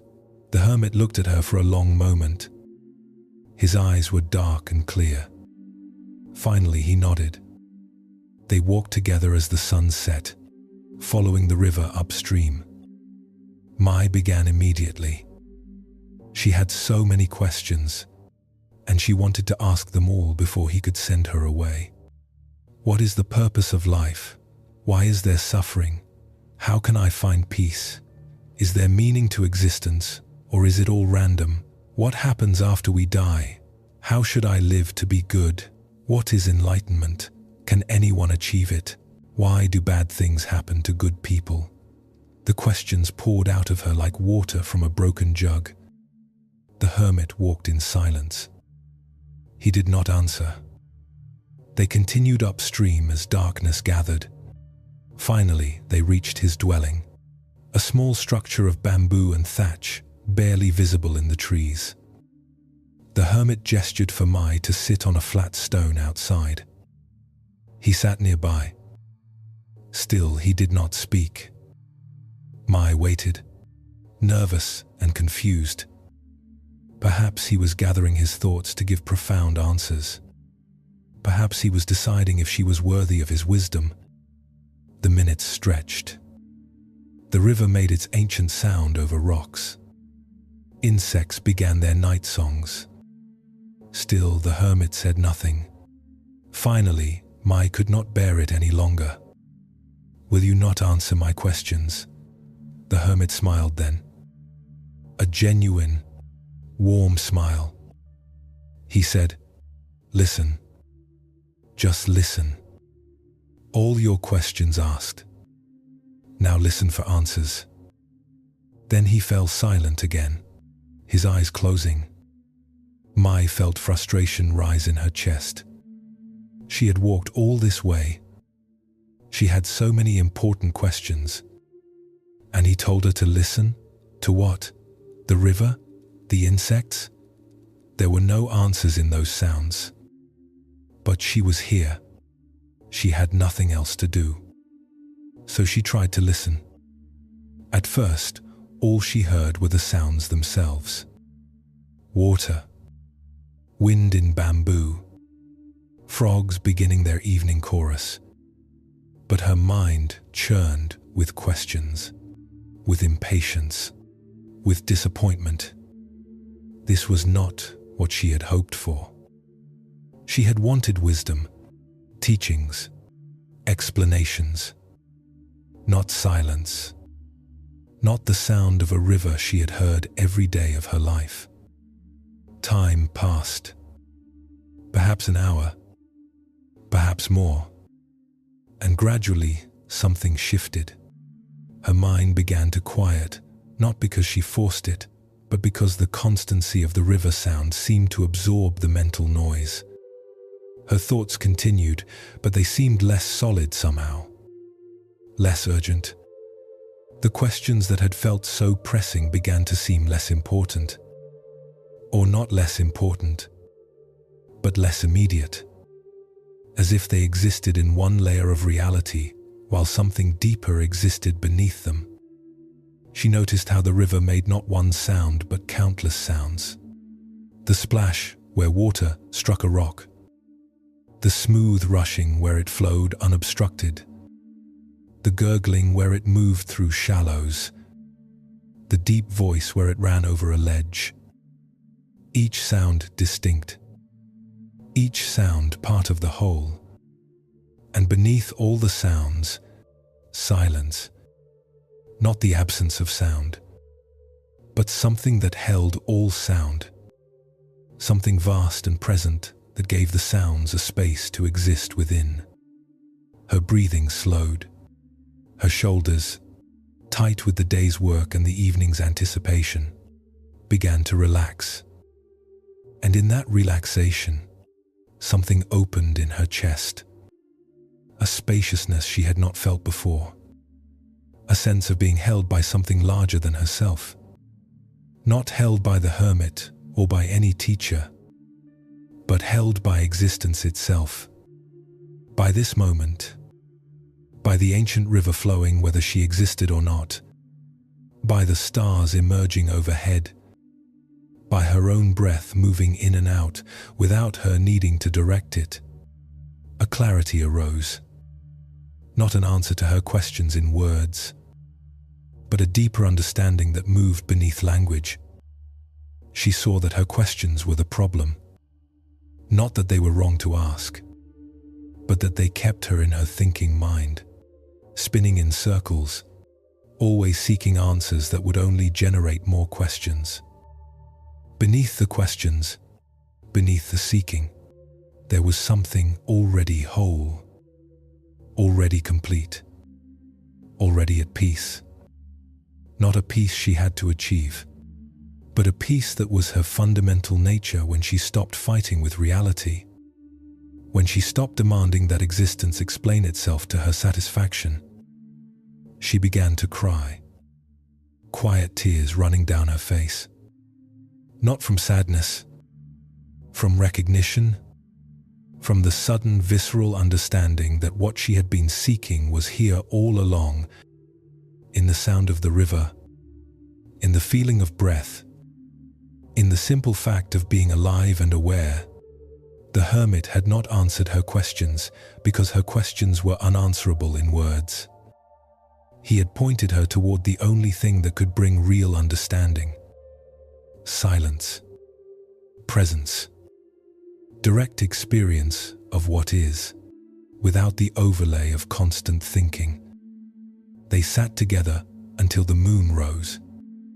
Finally, the hermit stood. He looked at Mai and said, "You may come again if you wish. We will not talk. We will listen. That is my teaching. That is the only teaching. Everything else is words about truth.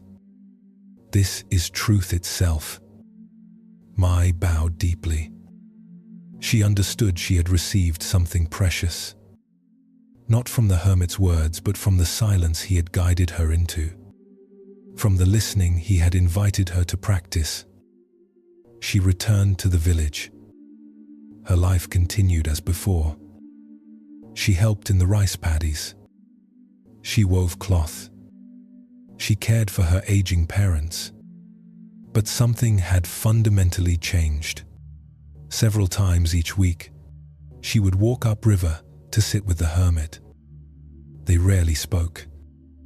They simply sat together, listening.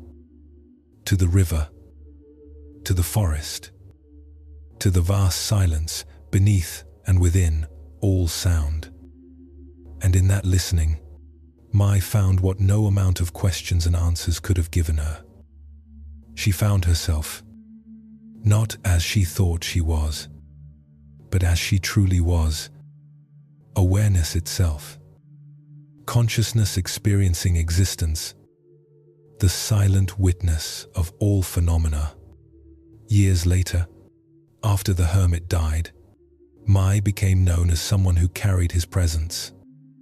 People came to her with questions, She would listen to their questions with compassion.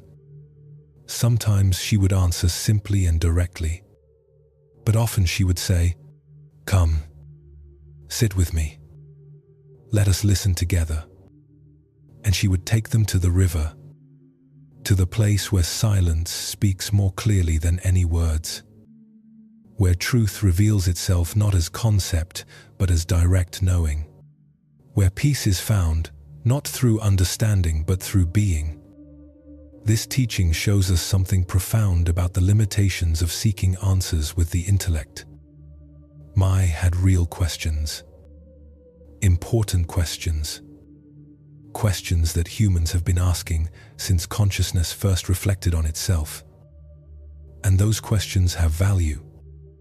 Philosophy and theology and contemplation all have their place. But there is a point where questions can become obstacles, where the constant seeking for answers keeps us trapped in the thinking mind, never arriving at direct understanding. The hermit knew this. He could have engaged with Mai's questions, could have given her Buddhist philosophy or Taoist wisdom or his own insights from years of solitary practice. But he knew those answers would only satisfy her temporarily. Soon new questions would arise. The seeking would continue. She would remain in her head, trying to think her way to peace, never discovering that peace exists beneath thinking. Instead, he pointed her toward listening, toward silence, not as escape but as direct engagement with reality. When we truly listen, not with our thinking mind, trying to interpret and categorize, but with our whole being present to what is, something profound happens. We drop out of the constant mental commentary into immediate experience. We touch something that cannot be put into words, but is more real than any words. We can practice this in our own lives. When we are obsessed with questions, spinning in mental loops, seeking answers that never fully satisfy, we can stop. Not stop asking questions permanently, but stop in this moment and listen. What does listening mean here? It means attending to direct experience, to the feeling of breath moving, to sounds in the environment, to the sensation of body meeting chair or floor, to the quality of awareness itself, which is always present, whether we notice it or not. When we practice this kind of listening, we often discover that our questions shift. They become less urgent, or they reveal themselves to be not quite the right questions. Or we realize that some questions do not need intellectual answers because they answer themselves in direct experience. The question, "How can I find peace?" dissolves when we notice we are already at peace, right here, beneath the thinking that says we are not. The question, "What is my purpose?" becomes less pressing when we are fully engaged with this moment, this task, this breath. This does not mean we abandon all inquiry, but it means we recognize that wisdom comes not just from thinking but from the spaces between thoughts, from the silence that holds all sound, from the awareness that precedes all experience. Mai found this by the river, but we can find it anywhere. In a crowded subway car, if we stop and truly listen to the symphony of human life around us. In our kitchen, if we stop and feel the warm water and slippery soap while washing dishes. In our bed at night, if we stop and rest in the darkness without needing to fill it with thought. The hermit's teaching was transmission through presence. He showed Mai by his own being that it is possible to live in silence, to move through the world without constant mental commentary, to respond to what arises without needing to figure everything out first.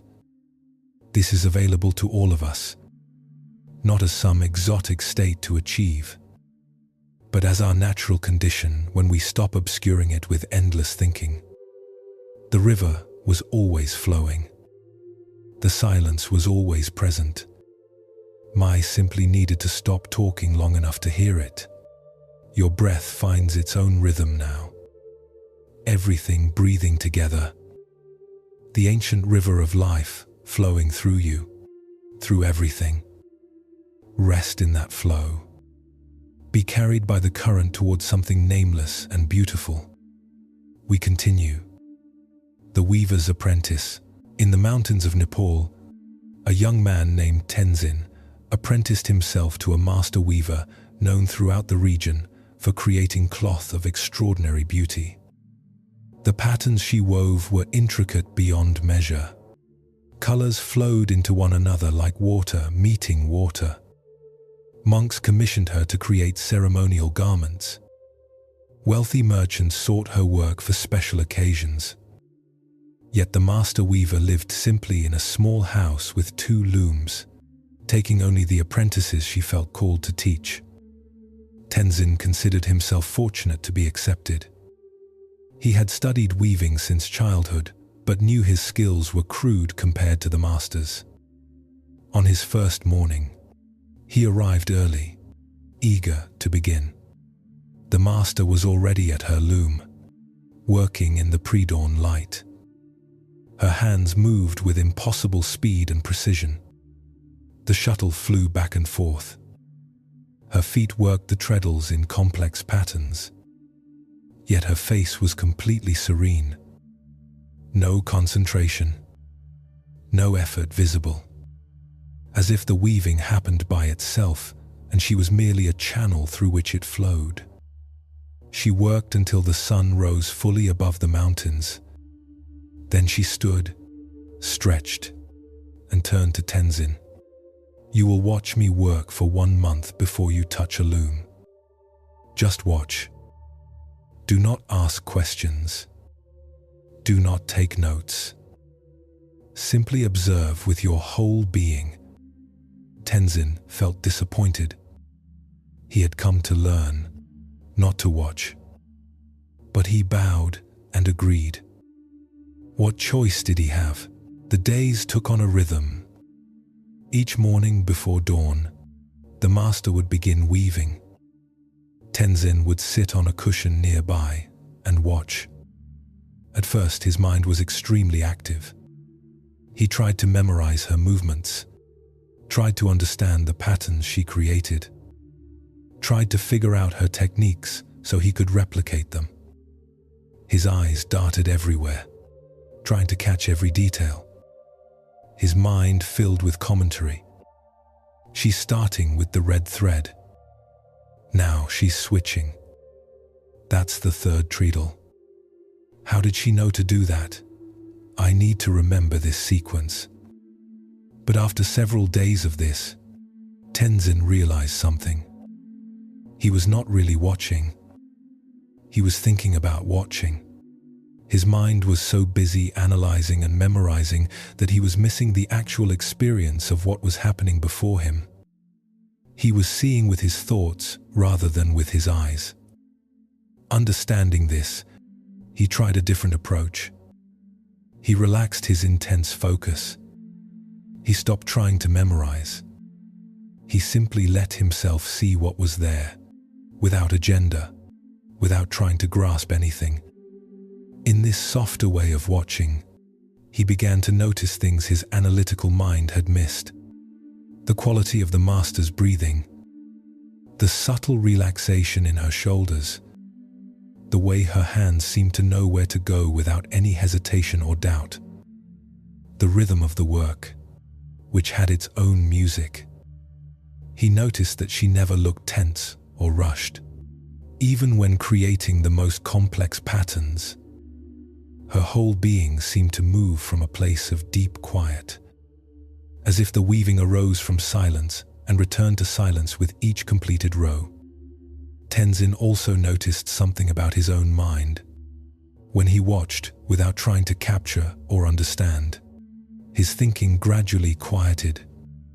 The constant mental commentary diminished. And in that diminishment, he could see more clearly, could feel more directly. The watching itself became a kind of meditation. His breath synchronized with the master's breath. His body relaxed in response to her relaxation. Though he sat still and she worked, they seemed to be moving together in some wordless dance. Weeks passed. Tenzin lost track of time. The watching became its own reward, separate from any goal of learning to weave. He found himself entering a state he had never experienced before. A state where he was not thinking about the present moment but actually inhabiting it. Where there was no separation between observer and observed. He and the master and the loom and the threads and the emerging pattern all existed together in one unified field of awareness. No boundaries. No self-consciousness. Just the flowing of reality expressing itself.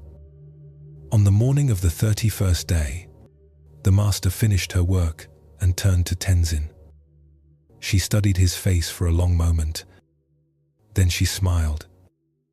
"Now you may weave. Not because you have learned my techniques.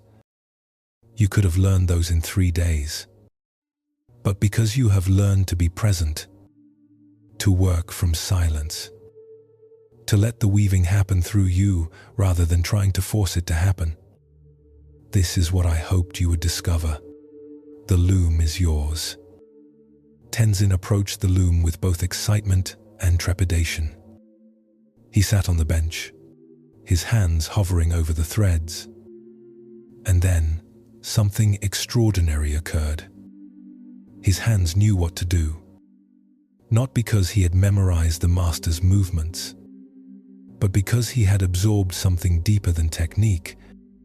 He had absorbed her way of being, her quality of presence, her rootedness in silence.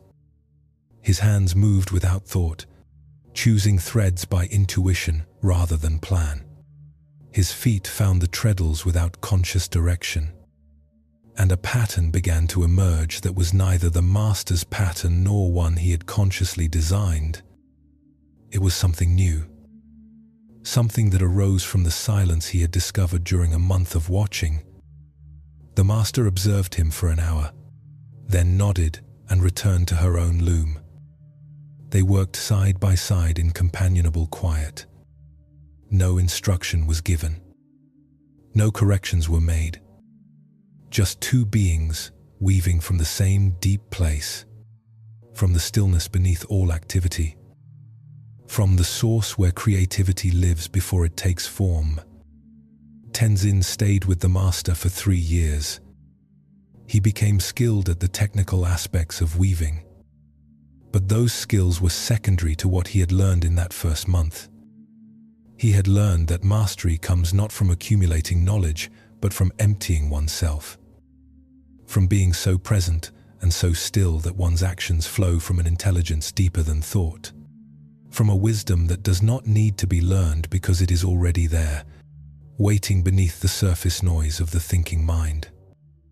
When he finally left to set up his own workshop, the master gave him a small gift. A shuttle made from ancient wood, smooth from generations of use.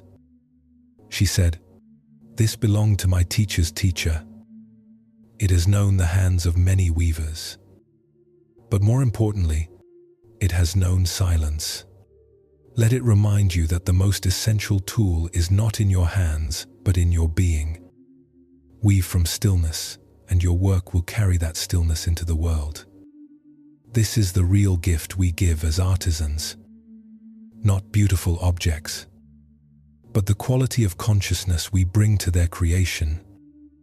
Years later, when Tenzin taught his own apprentices, he would begin exactly as his master had begun with him. 1 month of watching, no instruction, no technique, just presence. Some students found it frustrating. They wanted to learn quickly, to acquire skills, to produce results. But a few, the ones who had the patience to truly watch, discovered what Tenzin had discovered. That presence is the foundation of all mastery. That silence is the source of all creativity. That when we stop trying to force outcomes and instead align ourselves with the natural flow of action, something effortless and beautiful emerges. This story reveals a truth about learning and mastery that our modern world often misses. We believe learning is about accumulating information and technique. We want quick results. We want step-by-step instructions that will let us replicate what masters do. But real mastery emerges from a different source. It emerges from presence, from the capacity to be fully here, fully engaged, without the interference of constant thinking and planning and trying. Tenzin spent a month watching not to memorize movements but to absorb a quality of being. The master knew that if he tried to teach technique first, Tenzin would learn to weave from his thinking mind. His work would be competent but would lack soul. It would lack the indefinable quality that distinguishes true art from mere craft. By having him watch in silence first, she gave him access to the source from which her own weaving flowed, the deep well of presence and stillness that allows mastery to express itself. We encounter this in our own lives whenever we learn something new. At first, we are in our heads, thinking about each step, analyzing, trying to remember instructions. This is necessary. But at some point, if we truly want to master something, we must drop from the head into the body, into intuition, into the place where knowing happens without thought. A musician cannot play beautifully while thinking about each note. An athlete cannot perform optimally while analyzing each movement. A cook cannot create magic while following a recipe mechanically. The transition from thinking to presence happens through practice. Yes. But more fundamentally, it happens through learning to be still. Through discovering that beneath our constant mental activity, there is a deeper intelligence. This intelligence exists in our bodies, in our intuitions, in the wordless knowing that arises when thinking steps aside.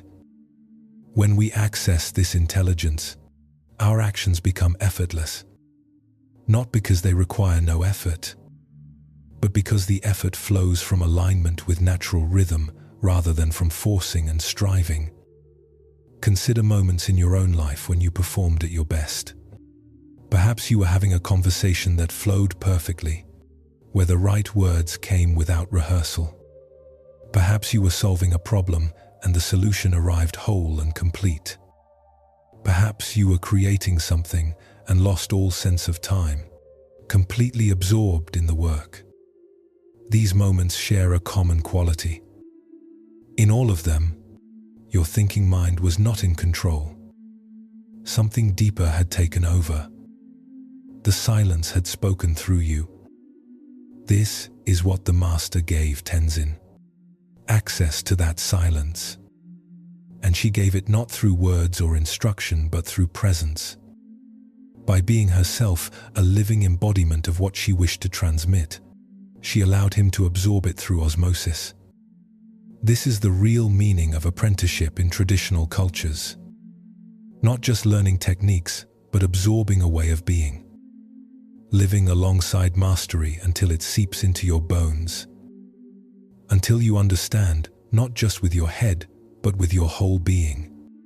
In our fragmented modern lives, we often lack this kind of deep transmission.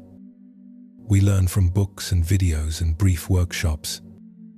We collect information but miss formation. We acquire skills but not wisdom. The teaching here invites us to slow down, to spend time with mastery, not just studying what masters do but feeling who they are. To cultivate silence in ourselves so we can recognize silence in others. To understand that the real learning happens in the spaces between words, in the quality of presence we bring to each moment. Tenzin's hands knew what to do because he had learned to be present. His weaving was beautiful because it flowed from stillness. This is available to all of us in whatever we do. Not just in artistic pursuits, but in every activity. When we wash dishes from presence rather than while thinking about what comes next. When we listen to another person from silence rather than while planning our response. When we approach any task from the quiet place rather than from the chattering mind, then we discover a grace and effectiveness we never knew we possessed. Let your breath settle deeper now. Feel the stillness that holds all movement. You are learning something wordless here. Beneath the words, trust that. Another story arrives on quiet feet. The mountain path. There was a young woman named Suki who lived in a Japanese village at the base of a sacred mountain. All her life, she had heard stories about the wisdom one could gain by making pilgrimage to the temple at the mountain's summit. Monks said the climb itself was a teaching. Old pilgrims spoke of insights that came not from the temple, but from the journey to reach it. Suki had always wanted to make this pilgrimage, but work and family obligations kept her in the village. Now, in her 30th year, she finally had the freedom to go. She prepared carefully. She purchased proper shoes and a walking staff. She packed rice balls and dried fruit. She studied a map showing the path's route and the approximate time required to reach each of the small shrines that marked the way. She calculated she could reach the summit in 2 days of steady walking if she started at dawn and maintained good pace. She felt excited and determined. This pilgrimage would change her life. At the top, she would find the clarity she sought, the answers to her questions about purpose and meaning, the wisdom the mountain was said to bestow. She began her climb on a clear morning in early autumn. The path was well maintained, marked with stone cairns and red ribbons tied to branches. Other pilgrims had walked this way for centuries. She could feel their presence somehow, as if the path itself held memory of all who had traveled it. She walked with strong, purposeful strides. Her goal was clear: the summit, the temple, the wisdom waiting there. But as the morning progressed, Suki noticed something troubling. Her mind would not settle. It churned with thoughts about the village she had left, about whether she had prepared adequately, about how long until she reached the first shrine, about whether she would make it to the summit before nightfall tomorrow. She was walking the path, but not experiencing it. Her body moved upward, while her mind scattered in 1,000 directions. She realized she had brought her usual state of distraction with her. The climb had not transformed her. She was the same person, just in a different location. At the first shrine, she stopped to rest and make an offering. An old woman sat there, tending the small altar with fresh flowers and incense. The woman looked at Suki with eyes that seemed to see everything. She said, "You are walking quickly. You must have an important destination." Suki explained she wanted to reach the summit temple, to receive the wisdom held there. The old woman smiled gently. "Ah, yes. Many pilgrims pass this way, seeking wisdom at the top. But I wonder, if you cannot find wisdom in this step, and this step, and this step, will you truly find it in a different location?" The mountain does not keep its wisdom at the summit only. It offers teaching with every breath, every footfall. But most are too busy climbing to notice. Suki felt the words strike something deep in her chest. The old woman was right. She had been so focused on destination that she had missed the journey entirely. The path itself was trying to teach her something, but she had been deaf to its instruction. She thanked the woman and continued walking, but now with different attention. Instead of thinking about how far she had come or how far remained, she tried to be present with each step, to feel her foot meeting earth, to notice the particular quality of light filtering through pine branches, to hear the specific song of water in the stream that paralleled the path. It was difficult. Her mind constantly pulled toward future or past, planning, remembering, comparing this moment to other moments. But each time she noticed her mind had wandered, she gently brought attention back to the immediacy of walking. Step, breath, step, breath. The simple rhythm of moving through space. Gradually, something began to shift. The walking became less effortful. Her body found its own pace, not rushed, not lagging, just moving in harmony with the terrain, with her breath, with the mountain itself. She noticed details she had been blind to in her earlier rushing.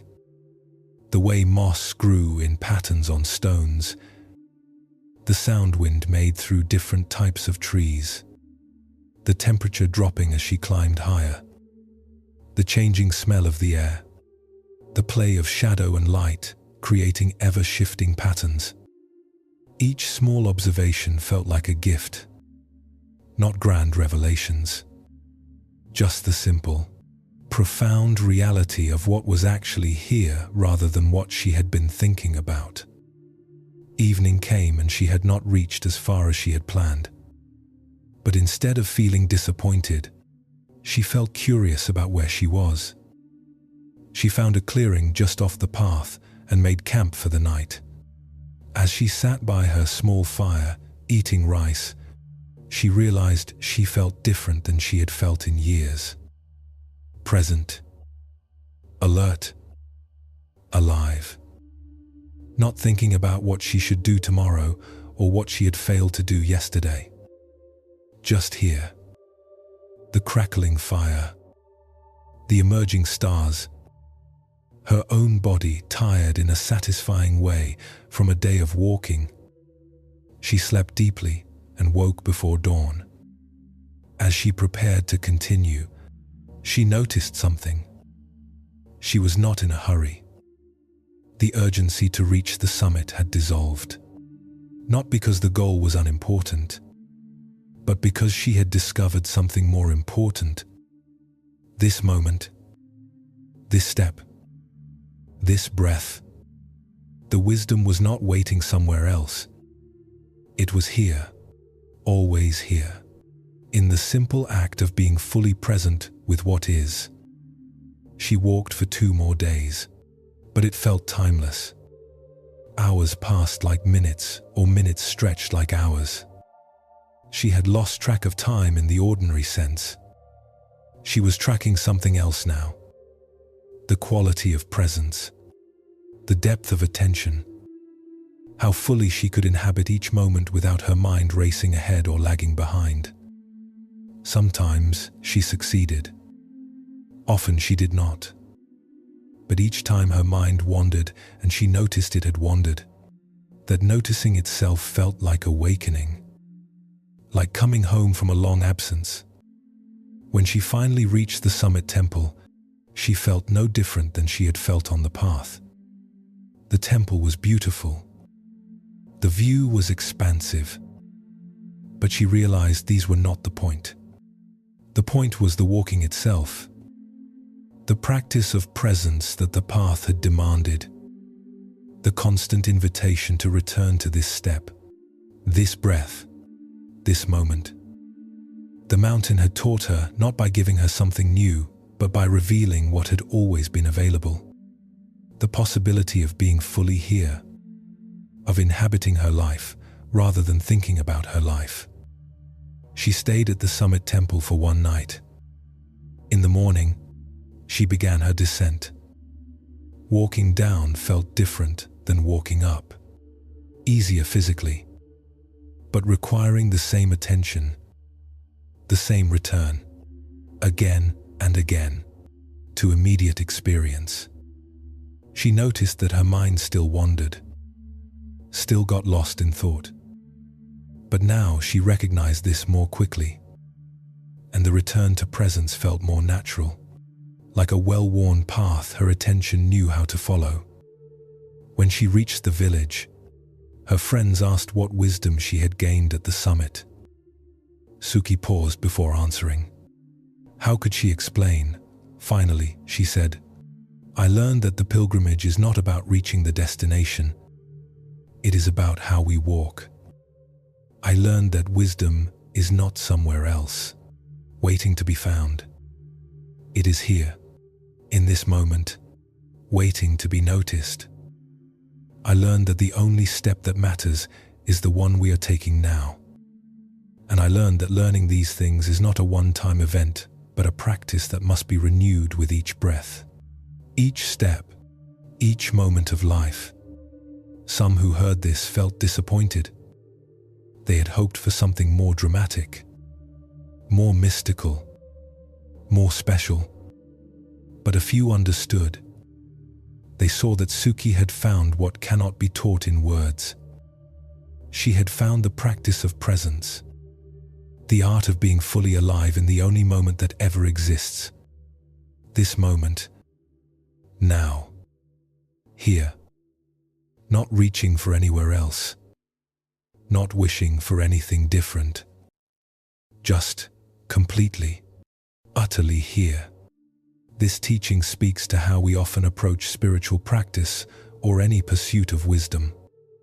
We imagine that enlightenment or peace or understanding exists somewhere other than where we are. At the top of the mountain, after we meditate for 10,000 hours, when we finally understand enough, we treat the present moment as something to get through in order to reach the special moment where real life will finally begin. But Suki discovered what every genuine teaching points toward. There is no special moment. There is only this moment. And in this moment, fully inhabited, fully experienced, all wisdom is available. Not as some mystical experience necessarily, but as the simple, profound recognition that being alive, being aware, being present is itself the miracle we have been seeking. We have been living in extraordinary reality while searching for something extraordinary. We have been drinking from the fountain of life while convinced we are dying of thirst. This is immediately applicable. Right now, in this moment, we can practice what Suki learned on the mountain. We can notice if our mind is somewhere other than here, planning the next thing, reviewing the last thing, wishing this moment were different. And we can gently, without judgment, bring attention back to what is actually happening. The feeling of breath, the sensation of body, the sounds in the environment, the quality of awareness itself. Witnessing all of this. When we do this, we discover what Suki discovered. That presence is its own reward. That being fully here is not a means to some other end, but is itself the end. The goal is not to reach a destination where we will finally be present. The goal is to be present now, which makes every location a sacred destination. The pilgrimage is not to a special place. The pilgrimage is into this moment, fully and completely. No matter where we are or what we are doing, this can transform ordinary activities. Walking becomes pilgrimage when we actually feel each step. Eating becomes ceremony when we actually taste each bite. Working becomes practice when we are fully engaged with the task rather than lost in thought about something else. Every moment offers itself as an opportunity to wake up, to return from the mental noise to the vivid reality of what is. Most moments we miss this opportunity. We are lost in thought, living partially, experiencing life second-hand through the filter of constant mental commentary. But we can practice what Suki practiced. Return. Notice when we have wandered. Come back to presence.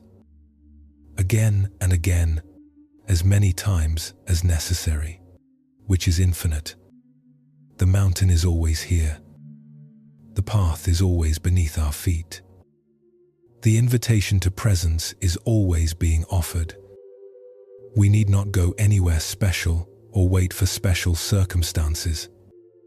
The wisdom is here, in the silence beneath thought, in the stillness beneath movement, in the vast awareness that holds every experience. Just this step, just this breath, just this moment, fully inhabited. That is the pilgrimage. That is the wisdom. That is everything. Feel the ground beneath you now. Whatever supports you. Feel your body present and alive. Feel awareness, aware of itself. You are here. Completely here. This is enough. This is everything. Rest in this knowing as we continue. The Night Watchman. In a small coastal town in ancient Korea, there was a night watchman named Han who walked the streets from dusk until dawn, ensuring all was well. His job was simple. He carried a lantern and a wooden drum. Each hour, he would strike the drum to announce the time and let villagers know someone watched over their sleep. Between his rounds, he sat in a small gatehouse, warming himself by a charcoal brazier, drinking tea, waiting for the next hour to arrive. It was a solitary job. Most people slept while Han worked.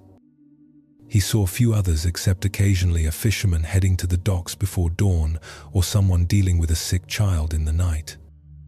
The work required no special skill, just the willingness to stay awake while others slept. To walk the same paths night after night, year after year. To mark time's passage with drum strikes and watchful presence. Han had done this work for 12 years. At first it had been merely a job, a way to support his family. But gradually something had happened that he did not quite understand. The solitude had changed him. The hours of walking alone in darkness had taught him something words could not capture. He had learned to be comfortable with silence, with his own company, with the particular quality of attention that comes when nothing demands it. Most people, he noticed, feared silence. They filled every moment with activity, with conversation, with distraction. The thought of sitting alone with nothing to do terrified them. They equated silence with emptiness, with boredom, with lack. But Han had discovered silence was not empty.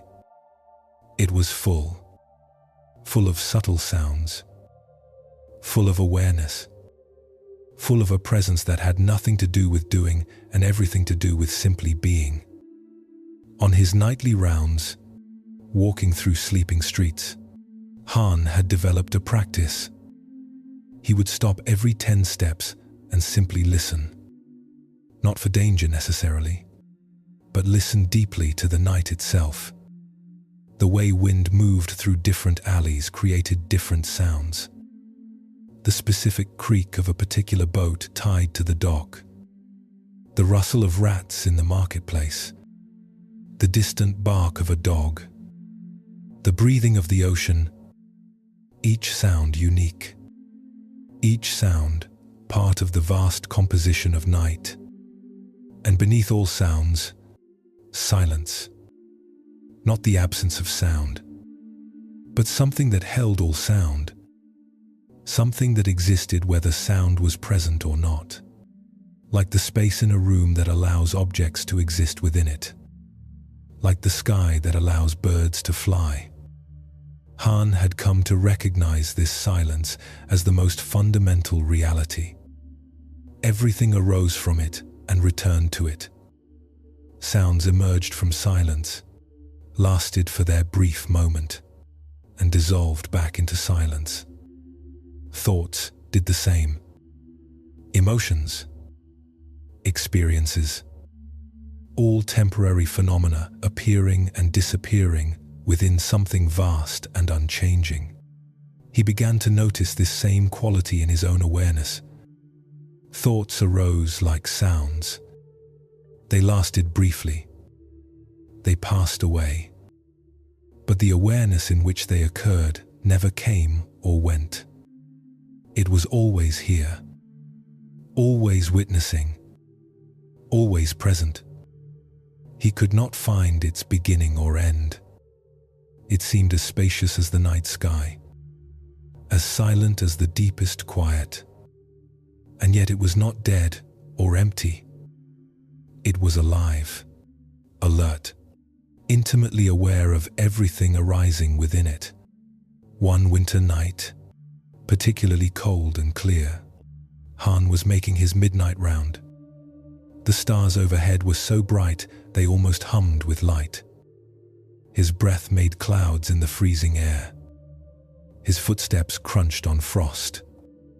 He stopped, as was his practice, to listen. And in that moment of listening, something shifted. He could not have said what happened. But suddenly, the division between himself and the night dissolved. There was no Han listening to the night. There was just listening. Just awareness experiencing itself. Just presence being present. The stars were not out there being observed by him here. The stars and him and the cold air and the sleeping village were all one seamless reality. No boundaries. No separation. Just existence expressing itself in infinite forms, all held in the vast silence that was his own deepest nature. He stood there for a long time, tears freezing on his cheeks, overwhelmed by something too large for tears and yet demanding them. When he finally moved again, something had fundamentally changed. The world looked the same. His duties remained the same, but he no longer felt separate from what he experienced. The watching and what was watched were one thing. His awareness and the night's awareness were the same awareness. This recognition did not come as thought. It was more fundamental than thought. It was a seeing that occurred before the mind divided reality into subject and object. He continued his work. The next night, and the night after, and all the nights that followed. But he moved through the world differently now, with a quality of ease he had not known was possible, because he no longer carried the burden of being a separate self moving through a foreign world. He was the world experiencing itself, the silence itself, walking through its own manifestations. No effort was required, no tension. He simply was. And being was enough. Being was everything. Other night watchmen came and went. Some complained about the cold, the loneliness, the tedium. They counted the hours until their shift ended. They lived for their days off. Han understood. He had been like that once. But now he would not trade his nights for anything, because the nights had given him the greatest gift. They had taught him to be present, to be comfortable with silence, to recognize his own nature as the awareness in which all experience occurred. Villagers began to notice something different about Han. They could not say exactly what it was, but his presence had a quality. When you encountered him on a dark street, you felt safe. Not because he could protect you from danger necessarily, but because his stillness somehow communicated that all was well. That beneath the surface turbulence of life, something vast and peaceful held everything. People would sometimes walk with him on his rounds just to feel this quality. He rarely spoke, but his silence was not cold or rejecting. It was warm, inviting, inclusive. One young man who often walked with Han finally asked him, "How do you do it? How do you stay awake all night? Night after night, doing the same thing, and seem so at peace?" "I would go mad with boredom." Han smiled. He said, "I am never bored because I am never doing the same thing. Each moment is completely new. Each sound is unique. Each breath is its first and only breath. Only the thinking mind says this moment is the same as the last. The thinking mind divides time into past and future and misses the present entirely. But when thinking rests, what remains? Just this. Always new, always fresh, never the same moment twice." The young man did not fully understand, but he felt something in Han's words, an invitation to a different way of being. Han continued, "The nights have taught me to be alone without being lonely, to be silent without being empty, to do simple work without needing it to be special. This is freedom, not freedom from circumstances, but freedom within any circumstances. The prison was never the job or the solitude. The prison was believing I needed something other than what is to be at peace. The nights taught me otherwise." Years later, when Han was too old to walk the streets, a younger man took over the night watch. Before his first shift, he came to Han seeking advice. Han told him, "The work is simple. Walk. Listen. Pay attention. That is all. But if you do this fully, if you make it a practice rather than just a job, it will teach you something precious. It will teach you that silence is not emptiness, but fullness. That solitude is not isolation, but connection with everything. That simple work done with presence is a kind of prayer. Walk each street as if it were sacred ground. Listen to each sound as if it were the only sound. Mark each hour as if it were your first and last. Do this, and the nights will transform you as they transformed me." This teaching reveals something about the transformative power of simple presence practiced consistently over time. Han was not a monk or a scholar. He had no special training in meditation. He simply did ordinary work and brought extraordinary attention to it. The nights became his practice ground. Solitude became his teacher.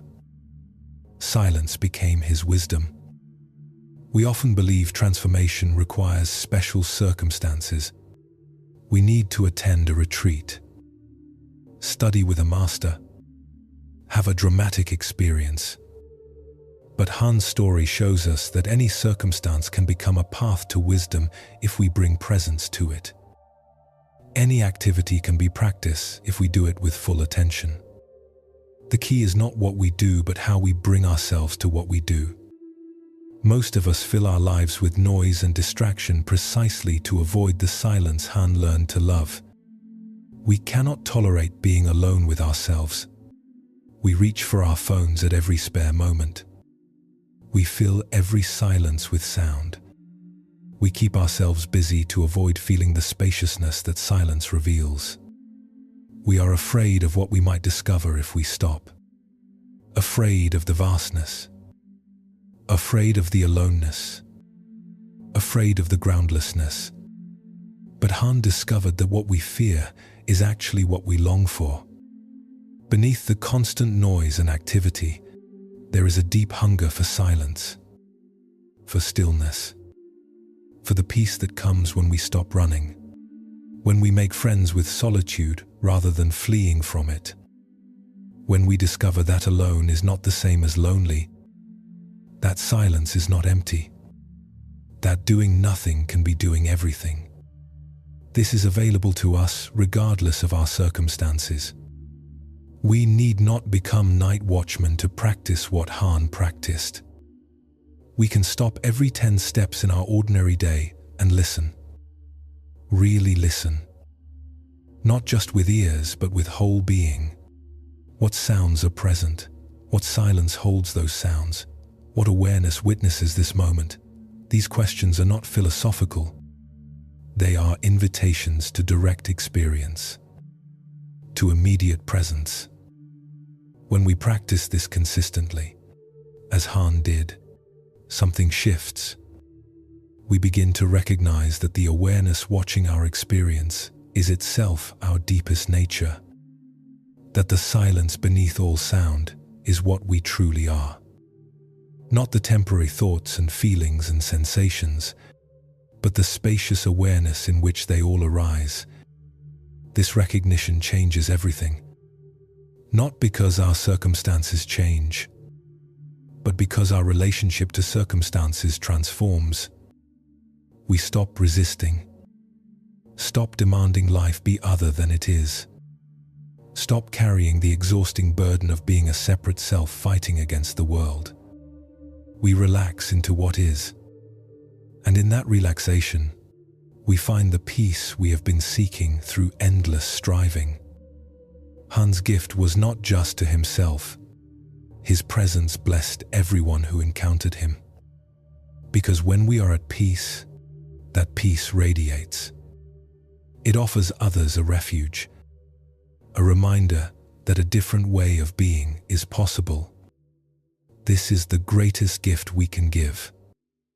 Not our knowledge or our help necessarily, but our presence, our embodied demonstration that it is possible to be at peace, to rest in silence, to live from stillness even in the midst of activity.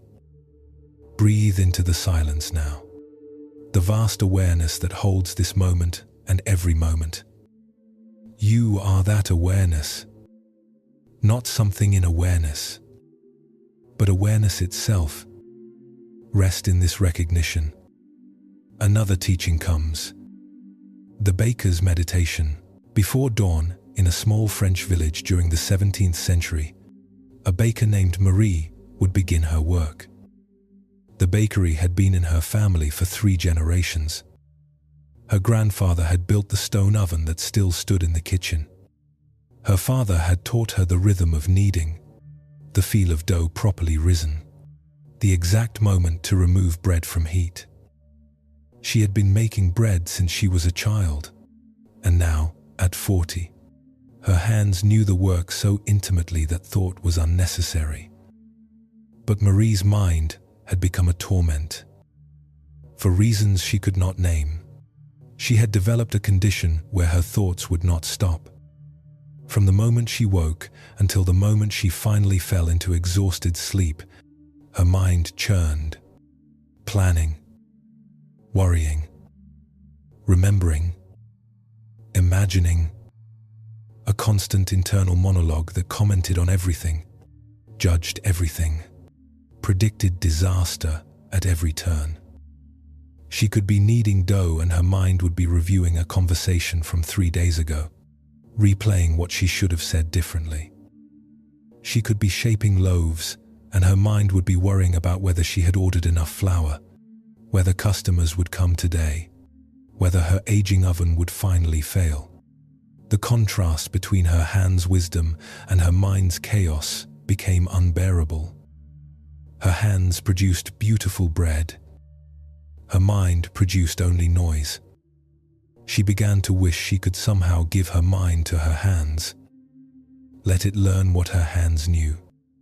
How to work without constant commentary. How to do what needed doing without anxiety or doubt. How to be present rather than constantly absent, lost in thought. One morning, a traveling monk stopped at her bakery, seeking bread for his journey. She recognized him as a Buddhist teacher who sometimes passed through the region. As she wrapped his bread, something made her speak. She told him about her tormenting thoughts, about the noise that never stopped, about her hand's wisdom and her mind's foolishness. The monk listened carefully. When she finished, he asked, "What does your mind do while your hands make bread?" Marie thought about this. "It wanders. It thinks about everything except what I am doing. The bread makes itself while I am somewhere else in my head." The monk nodded. "And what if you gave your mind the same job your hands have? What if thinking was like a third hand, helping with the work rather than wandering everywhere else?" Marie was confused. She did not understand how thinking could help with bread making. The monk explained, "When you knead, feel the dough. Actually feel it. Then let your mind notice what your hands feel. Not think about it. Just notice. Soft, sticky, elastic. Let your mind be interested in the direct sensations rather than lost in stories about past or future. Give your mind the job of staying present with what your hands are doing. Not analyzing, not judging, just attending, like a faithful companion that stands beside you, noticing everything, saying nothing." He continued, "Your mind will wander. That is guaranteed. 1,000 times it will leave the dough and chase some thought. When you notice this has happened, do not criticize yourself. Just gently bring mind back to sensation. What do hands feel now? What does dough smell like now? What does fire sound like in the oven? Make this your practice. Every time mind wanders, every time you notice it has wandered, bring it back to what is actually happening. This simple practice, repeated continuously, can transform the mind from torment into tool, from enemy into friend." Marie thanked him, though she was not sure his advice would help. But she had nothing to lose. The next morning, as she began her work, she tried what he suggested. She felt the flour as she poured it, actually felt the fine powder on her fingers. She felt the water as she added it, cool and clear. She brought attention to the stirring, the mixing, the moment dough came together from separate ingredients. Her mind, of course, immediately wandered. Suddenly she was thinking about the baker in the next village who made bread that sold for less than hers. But she noticed this thought and gently brought attention back. The feel of dough, the smell of yeast, the sound of her own breathing. 100 times that morning her mind wandered. 100 times she brought it back. Not with violence, not with frustration, just with gentle redirection, like calling a puppy that has run off. Come back. We are here. This is what we are doing now. Come back. By the time the first loaves emerged from the oven, golden and fragrant, Marie felt different. Not dramatically different, but subtly altered, as if a tight band around her chest had loosened slightly, as if she had exhaled for the first time in months. She continued this practice, day after day, week after week. The mind still wandered, but she became faster at noticing. The gaps between thoughts gradually lengthened. Sometimes she would work for several minutes with mind actually present, actually attending to sensation and activity rather than lost in commentary. And in those gaps, in those moments of presence, she felt something she had not felt in years. Peace. Not the absence of activity, but peace within activity. The quiet center that exists whether the world is noisy or silent, busy or still. Customers began to comment that her bread tasted even better than usual. Marie was surprised. She had changed nothing about her recipes or techniques. What had changed was the quality of attention she brought to the work. She was present now, fully here, and bread made with presence, with loving attention, with mind and hands working together rather than at odds, had a different quality. She could taste it herself. Something indefinable but real, as if the stillness she was discovering in herself had somehow entered the bread. Months passed. The practice deepened. She began to notice that presence was portable. She could bring the same quality of attention to any activity. Washing dishes, sweeping floors, walking to market, conversations with customers.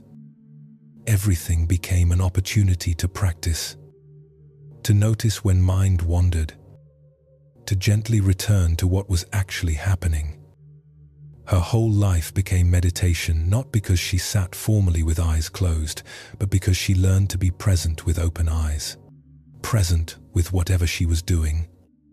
One morning she realized something had fundamentally shifted. The noise in her mind had not disappeared.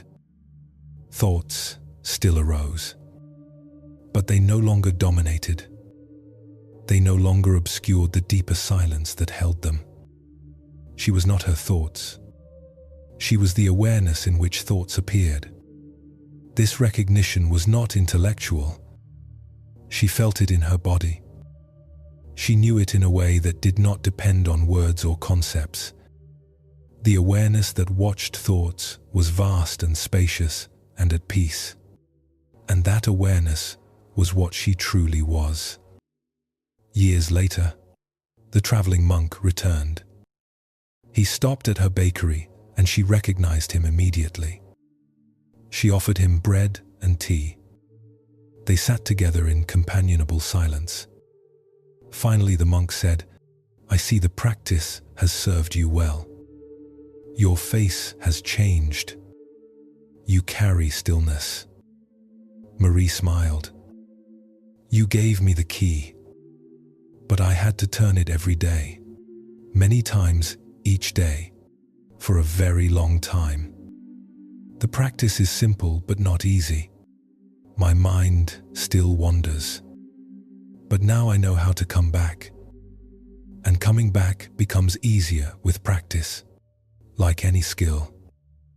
Thank you for teaching me that my hand's wisdom could become my mind's wisdom too." The monk bowed. The wisdom was always there. In silence, in stillness, in the space between thoughts, you simply learned to access it. And you learned it not through study or through dramatic experience, but through the simple, patient practice of returning attention to this moment, again and again and again. This is the path. Not dramatic, not mystical, just this constant practice of presence, of being here, of coming back when we wander. You have learned what cannot be taught in words. You have learned it in your bones through your own practice.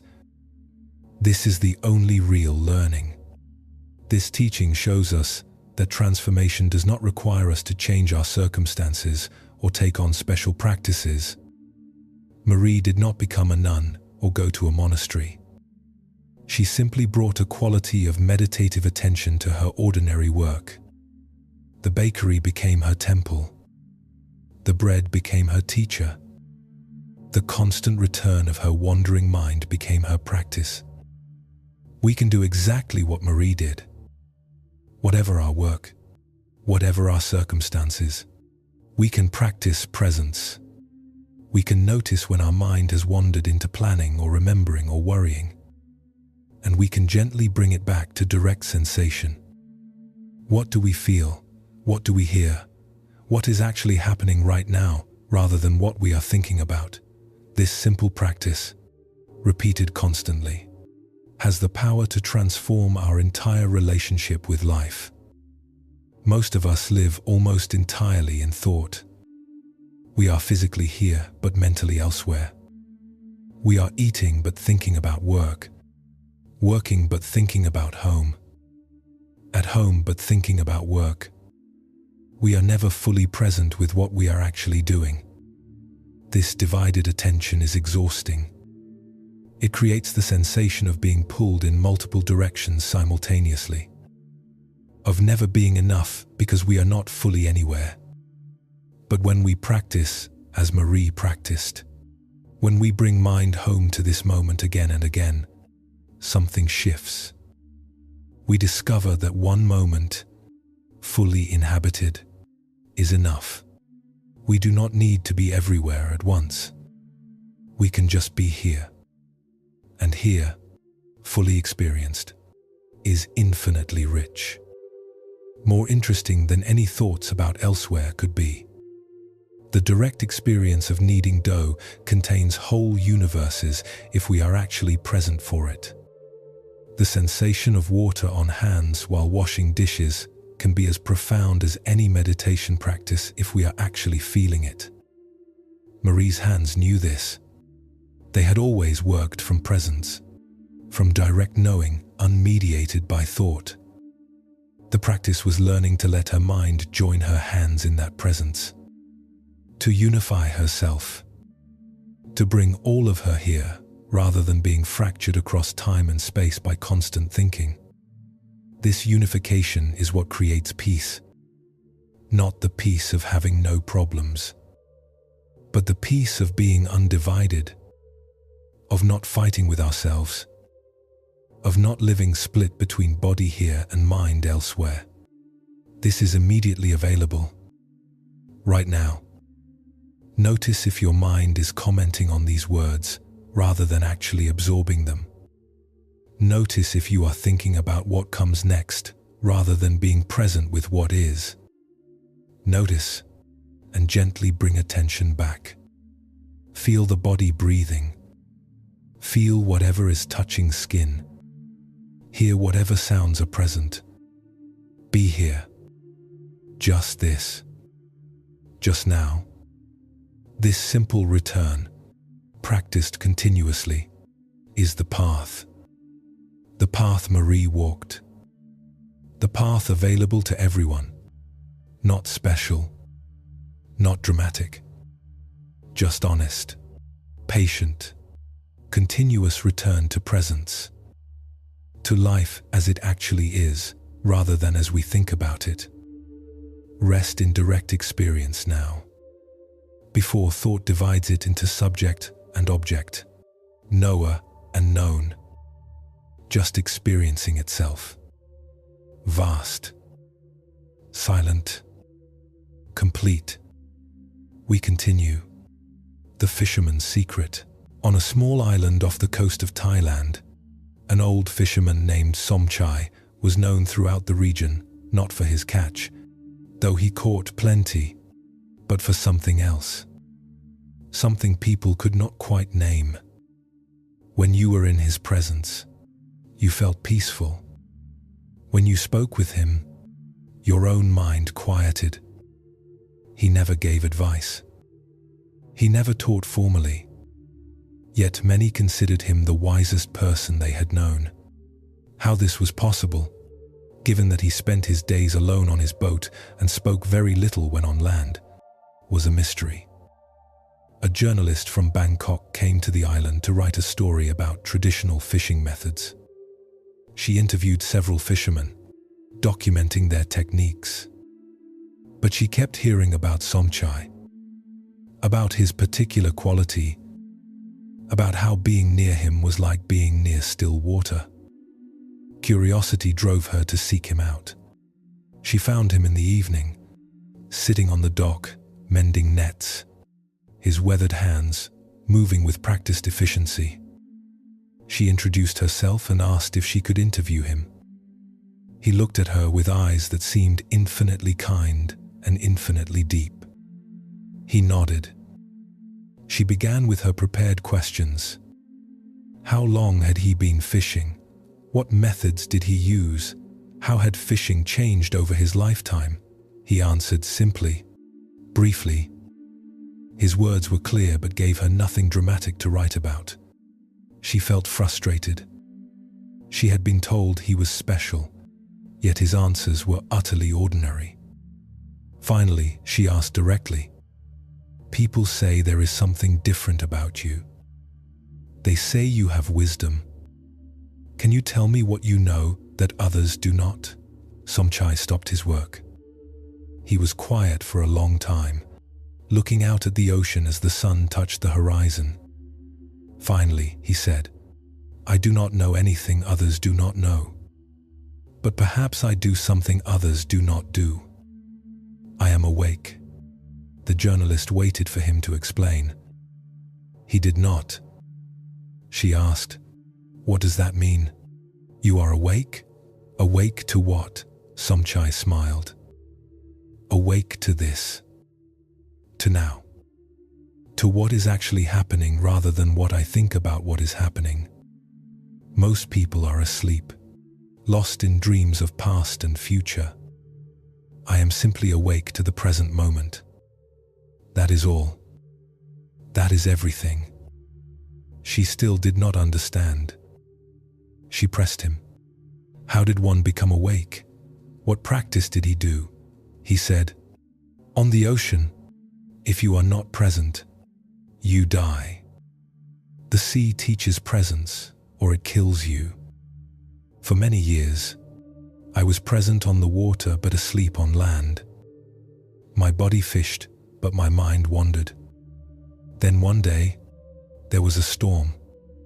Very dangerous. For hours, I fought to keep my boat from capsizing. Every second I had to be completely present. No room for thought about yesterday or tomorrow. Just this wave, this wind, this moment. Life or death depending on total attention." He paused, returning to his mending. "I survived. But something in me changed. I realized that life is always that storm. Every moment is life or death. Not physically, maybe, but in terms of truly being alive versus being asleep. I decided I did not want to waste any more moments lost in thought when I could be present in reality. So I began to practice what the storm taught me. When on the ocean, I fish. Not fish and think about other things. Just fish. When mending nets, I mend. When eating, I eat. When speaking with my wife, I speak with her. Nothing else. Just this. Just now. Always." The journalist felt something shift in her. She understood suddenly why people felt peaceful around him. His presence was undivided. He was completely here. Not some of him here and some elsewhere. All of him present. And that wholeness, that integration, created a field of stillness that others could feel. She asked, "Is it difficult to be present like this?" Somchai laughed, a genuine sound of humor. "At first, yes. Very difficult. The mind is like a monkey, jumping everywhere. But with practice, it becomes natural. Now it is harder to be absent than to be present. The mind still wanders sometimes. But I notice quickly and come back. Like steering a boat. It drifts off course. You notice. You correct. Drift. Notice. Correct. This is the practice. Forever. There is no arrival. Just constant return." She spent the next day on his boat, observing him fish. What struck her most was his silence. Not uncomfortable silence. Not the silence of having nothing to say. But the silence of someone who does not need words because he is not thinking in words. He moved through his work with fluid efficiency. Each action complete. No wasted movement. No hesitation. When a fish needed to be brought in, he brought it in. When nets needed adjustment, he adjusted them. When it was time to return to shore, he returned. Simple. Direct. Present. Once, she asked him a question while he was pulling in a net. He did not answer. She thought perhaps he had not heard her. But later, after the net was secured and he had cleaned his hands, he turned to her and gave a thoughtful answer to her question from 20 minutes earlier. She understood. When he was pulling in the net, he was pulling in the net, not simultaneously answering questions. Everything in its time. Everything receiving full attention. That evening, back on shore, she asked if she could take his photograph for her article. He agreed. She composed the shot carefully, but as she looked through the viewfinder, she realized something. His face would not capture what she wanted to communicate. How could a photograph show presence, show the quality of attention he brought to life, show the silence that emanated from him? These were not visible things. They were felt things. She took the photograph anyway, but she knew it would miss what was most important. Before she left the island, she thanked him. She said, "I came to write about fishing techniques, but you taught me something else. You taught me what it means to be actually alive rather than sleepwalking through life. Thank you." Somchai bowed. "Write your article about fishing if you like. But if you want to write something true, write about presence. Write that peace is not something we achieve in the future. It is what we discover when we finally arrive in the now. Write that wisdom is not complicated. It is simple. Just be where you are. Do what you are doing. Stop dividing yourself. This is the secret. Not a secret because it is hidden. A secret because it is too simple. People think wisdom must be complex. But the most profound truths are always simple. A child can understand. But it takes a lifetime of practice to embody. She did write about fishing. But she also wrote about Somchai and what she had learned from him. The article touched many people. Some dismissed it as romantic nonsense, but others recognized truth in it. They recognized that they too lived divided, that they too were lost in thought while life happened around them. And a few began to practice what the journalist described, bringing attention to this moment, noticing when mind wandered, gently returning, again and again. The simple practice that Somchai lived. Years later, the journalist returned to the island. She wanted Somchai to know that his simple teaching had affected many lives. But she learned he had died the previous year. An old woman, his widow, invited her for tea. They sat in the small house overlooking the ocean. The journalist expressed her sorrow at missing him. The widow smiled. He is not gone. He is in the ocean he loved. He is in the present moment he taught people to find. He is in every person who learned from him to stop living in their head and start living in their life. That was his wish. Not to be remembered, but to help others wake up. He did this, and his teaching continues. The journalist asked what his last words were. The widow's eyes filled with tears, but her voice was steady. I asked him if he was afraid. He smiled and said, I have spent 40 years practicing presence. I have been present for 10,000 mornings, 10,000 fish, 10,000 waves. Now I will be present for this. For dying, it is just another moment. The same practice. Be here. Feel this. Let go of everything except awareness itself. I am awake. I will remain awake until awareness leaves this body. Then awareness will go wherever it goes next. But right now, I am here with you. That is enough. That is everything. The journalist wept. She saw in his death the same presence he had brought to life. No drama. No resistance. Just simple, complete acceptance of what is. She understood his teaching more deeply then. Presence is not just for pleasant moments. It is for all moments, easy and difficult, joyful and painful, living and dying.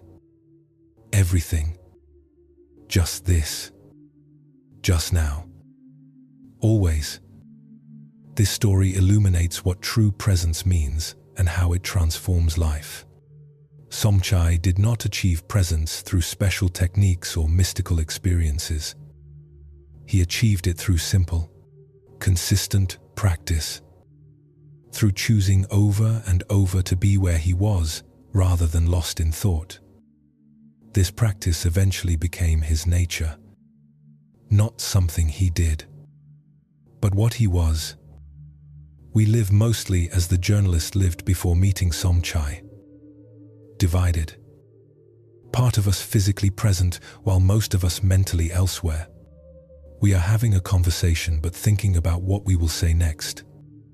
We are eating but reading or watching television. We are with our children but checking our phones. We are never fully anywhere. This division is so normal we barely notice it. But it has a cost. We miss our lives. We miss the actual texture of experience. We live in mental representations of reality rather than reality itself. Somchai showed that another way is possible. Not easy necessarily, but possible. We can learn to be undivided, to bring all of ourselves to this moment. When we eat, just eat. When we walk, just walk. When we speak, just speak. This sounds simple, but try it. Try eating a meal with complete attention. No reading, no television, no phone, no thinking about other things. Just eating. You will discover how hard it is, how compulsively the mind reaches for distraction, how uncomfortable we are with simple presence. But if we persist, as Somchai did, something changes. The discomfort lessens. The practice becomes more natural. We discover that presence is not boring but endlessly interesting. That reality, directly experienced, is infinitely richer than any thoughts about reality. A simple meal, fully tasted, fully experienced, becomes a feast. A conversation, fully attended to, becomes intimate connection. Walking, fully felt, becomes moving meditation.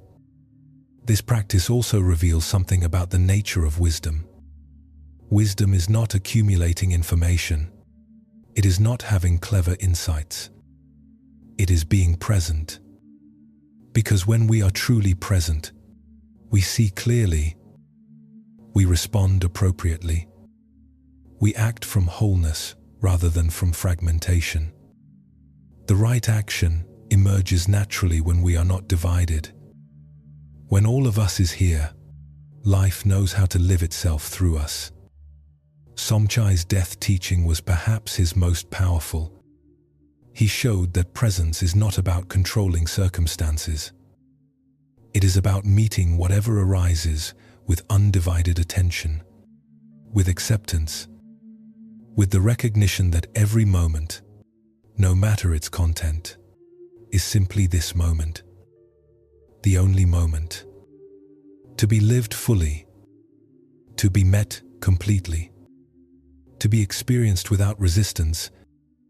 This is the ultimate teaching, not to achieve some special state, but to be fully present for life as it actually is, for all of it, the beauty and the pain, the beginning and the end, everything, just this, just now.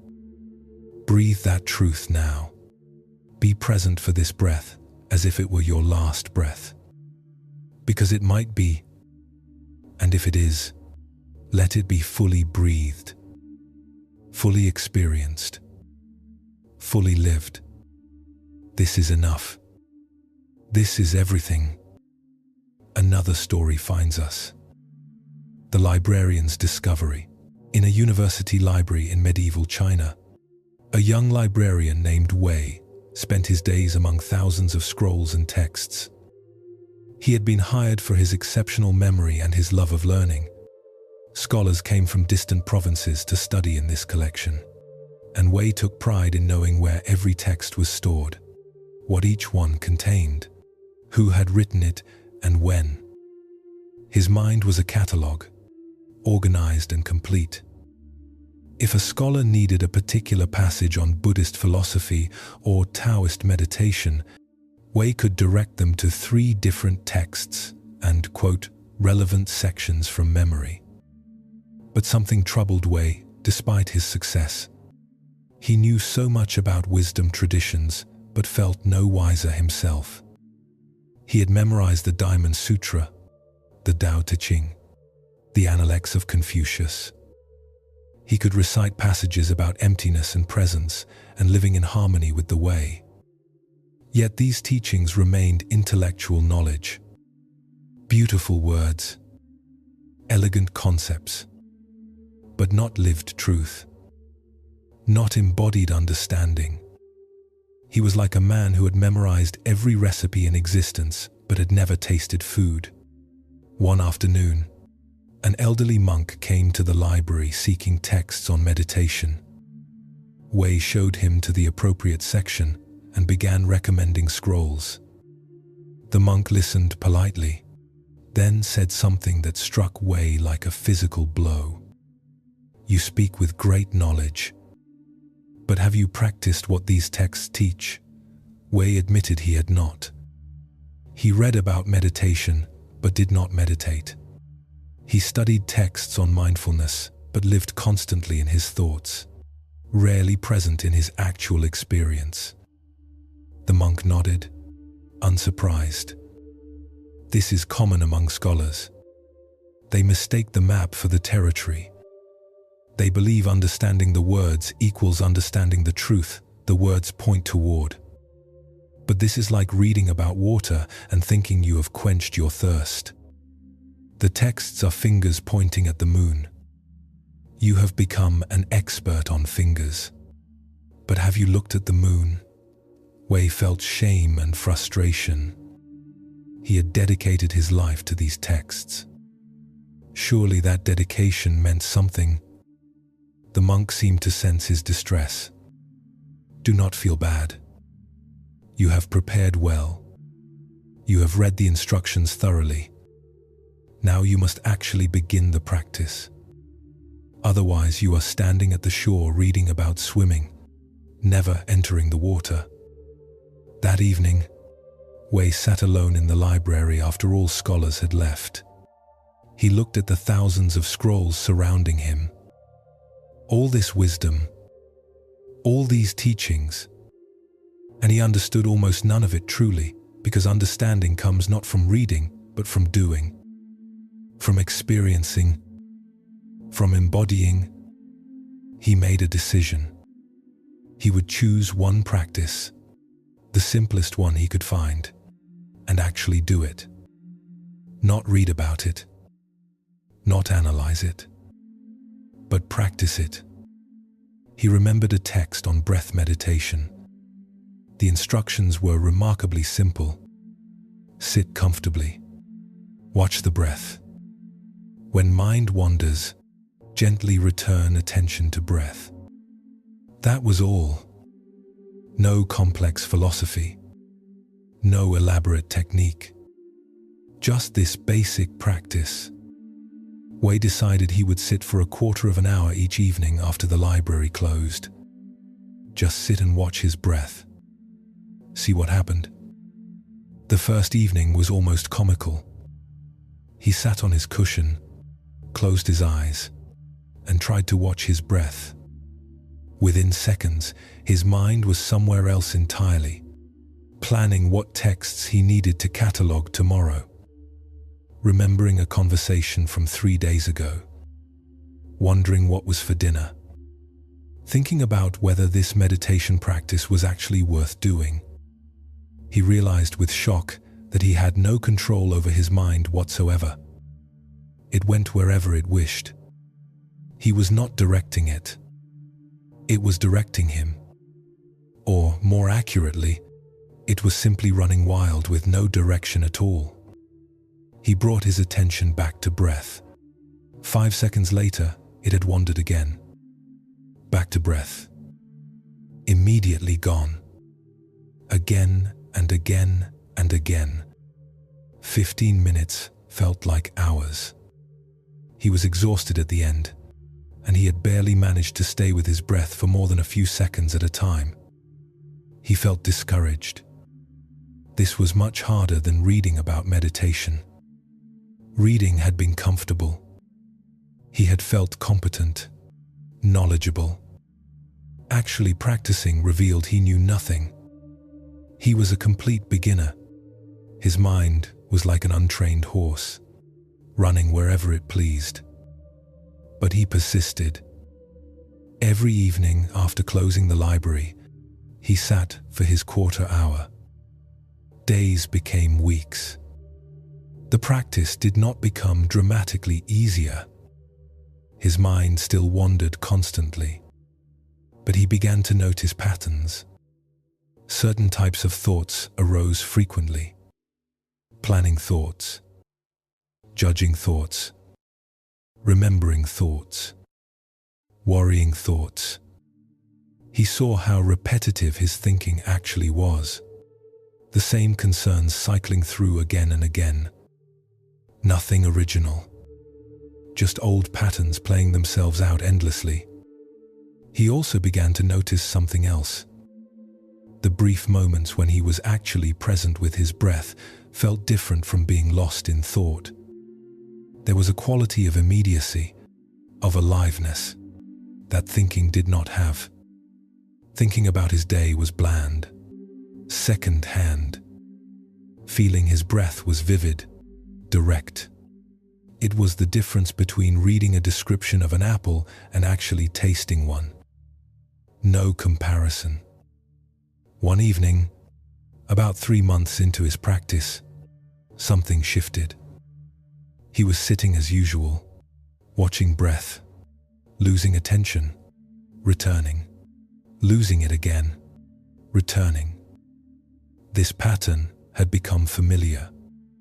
But suddenly, there was a gap, a space between thoughts longer than usual. In that gap, everything changed.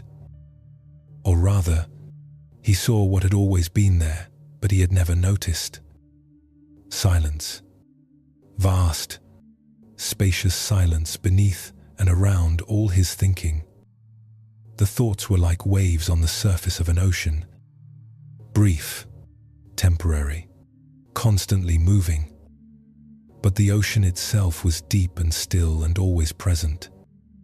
He opened his eyes with tears streaming down his face. He understood in that moment what all the texts had been pointing toward. The silence the sages spoke of. The emptiness that was not empty but full. The stillness that held all movement. The awareness that witnessed all experience but was not itself an experience. He had read about these things 1,000 times. Now he knew them. Not with his intellect, but with his whole being. direct knowing that bypassed words entirely. His relationship with the texts changed after that.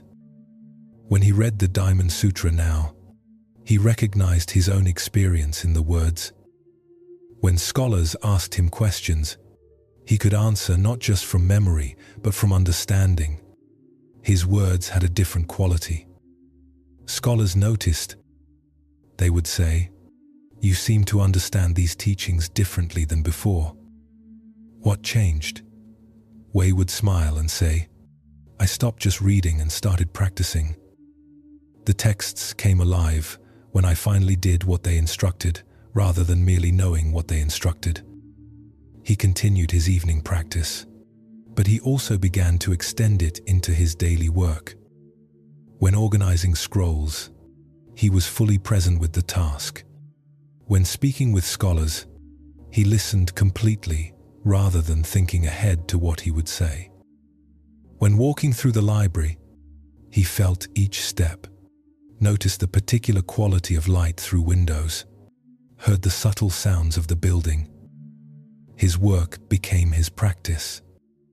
Everything he did became an opportunity to be present rather than lost in thought. Years passed.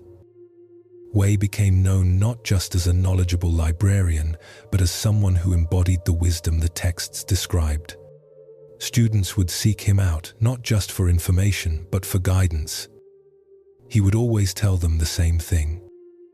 "I can show you the texts. I can explain the teachings, but you must practice. Not tomorrow. Not when you have more time. Now.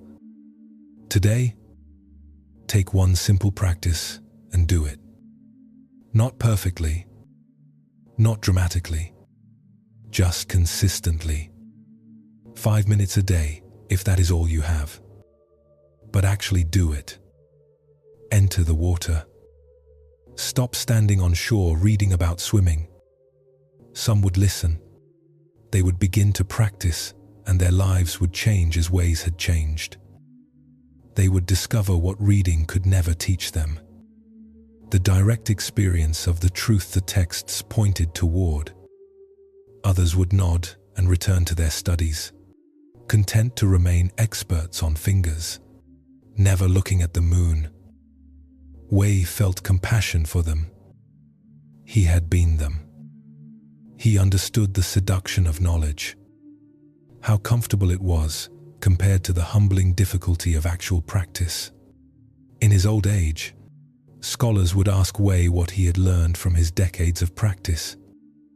He would think for a moment and then say, "I learned that wisdom is not in the texts. It is in us, waiting to be discovered. The texts are like lamps showing us where to look, but we must look ourselves. No one can look for us. I learned that reading about water does not quench thirst. Only drinking does. I learned that 5 minutes of genuine practice teaches more than 5 years of study. And I learned that the silence the sages speak of is not something to achieve. It is what we are beneath all our thinking. We do not become wise. We discover we already are wise when we stop obscuring wisdom with constant mental noise." One of his favorite practices in his final years was to sit in the library in the early morning before anyone arrived. Surrounded by thousands of texts on wisdom, he would sit in meditation, not reading anything, just being present. Just breathing. Just aware. The irony pleased him. He had spent his youth collecting knowledge about wisdom. He spent his old age resting in the wisdom that needed no knowledge. Both had their place. But he knew which was more fundamental. The silence that held all words.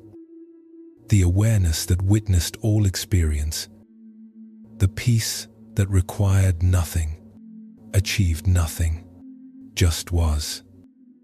This teaching addresses one of the most common obstacles on the spiritual path: mistaking intellectual understanding for genuine realization. Wei's story shows us that we can become experts on enlightenment without being enlightened. We can memorize every teaching without embodying any teaching. We can speak eloquently about presence while never being present. This is a particular trap for those who love learning, who find comfort in books and study. But the teaching is not anti-intellectual. Knowledge has value. Wei's years of study prepared him. When he finally began practicing, his knowledge helped him understand what he was experiencing. The problem was not that he studied. The problem was that he only studied. He never crossed the bridge from knowing about wisdom to being wise, from understanding the instructions to following them.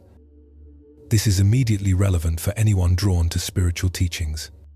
How much of our engagement is actually practice versus merely learning about practice? How often do we read another book on meditation rather than meditating? How often do we listen to another podcast about mindfulness rather than being mindful? There is always more to learn. The mind that loves knowledge can spend a lifetime acquiring it. But at some point we must ask, has this knowledge transformed me?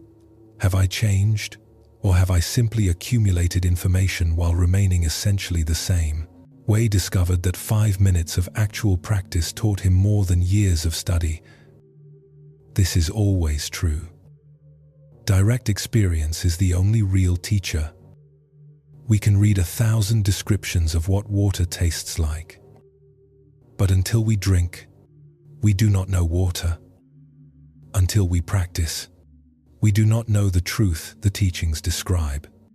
We know about the truth. We know the words for the truth. But we do not know the truth itself. The good news is that practice is always available. Right now. This moment.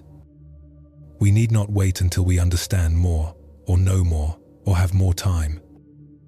We can close the books and actually do what they describe.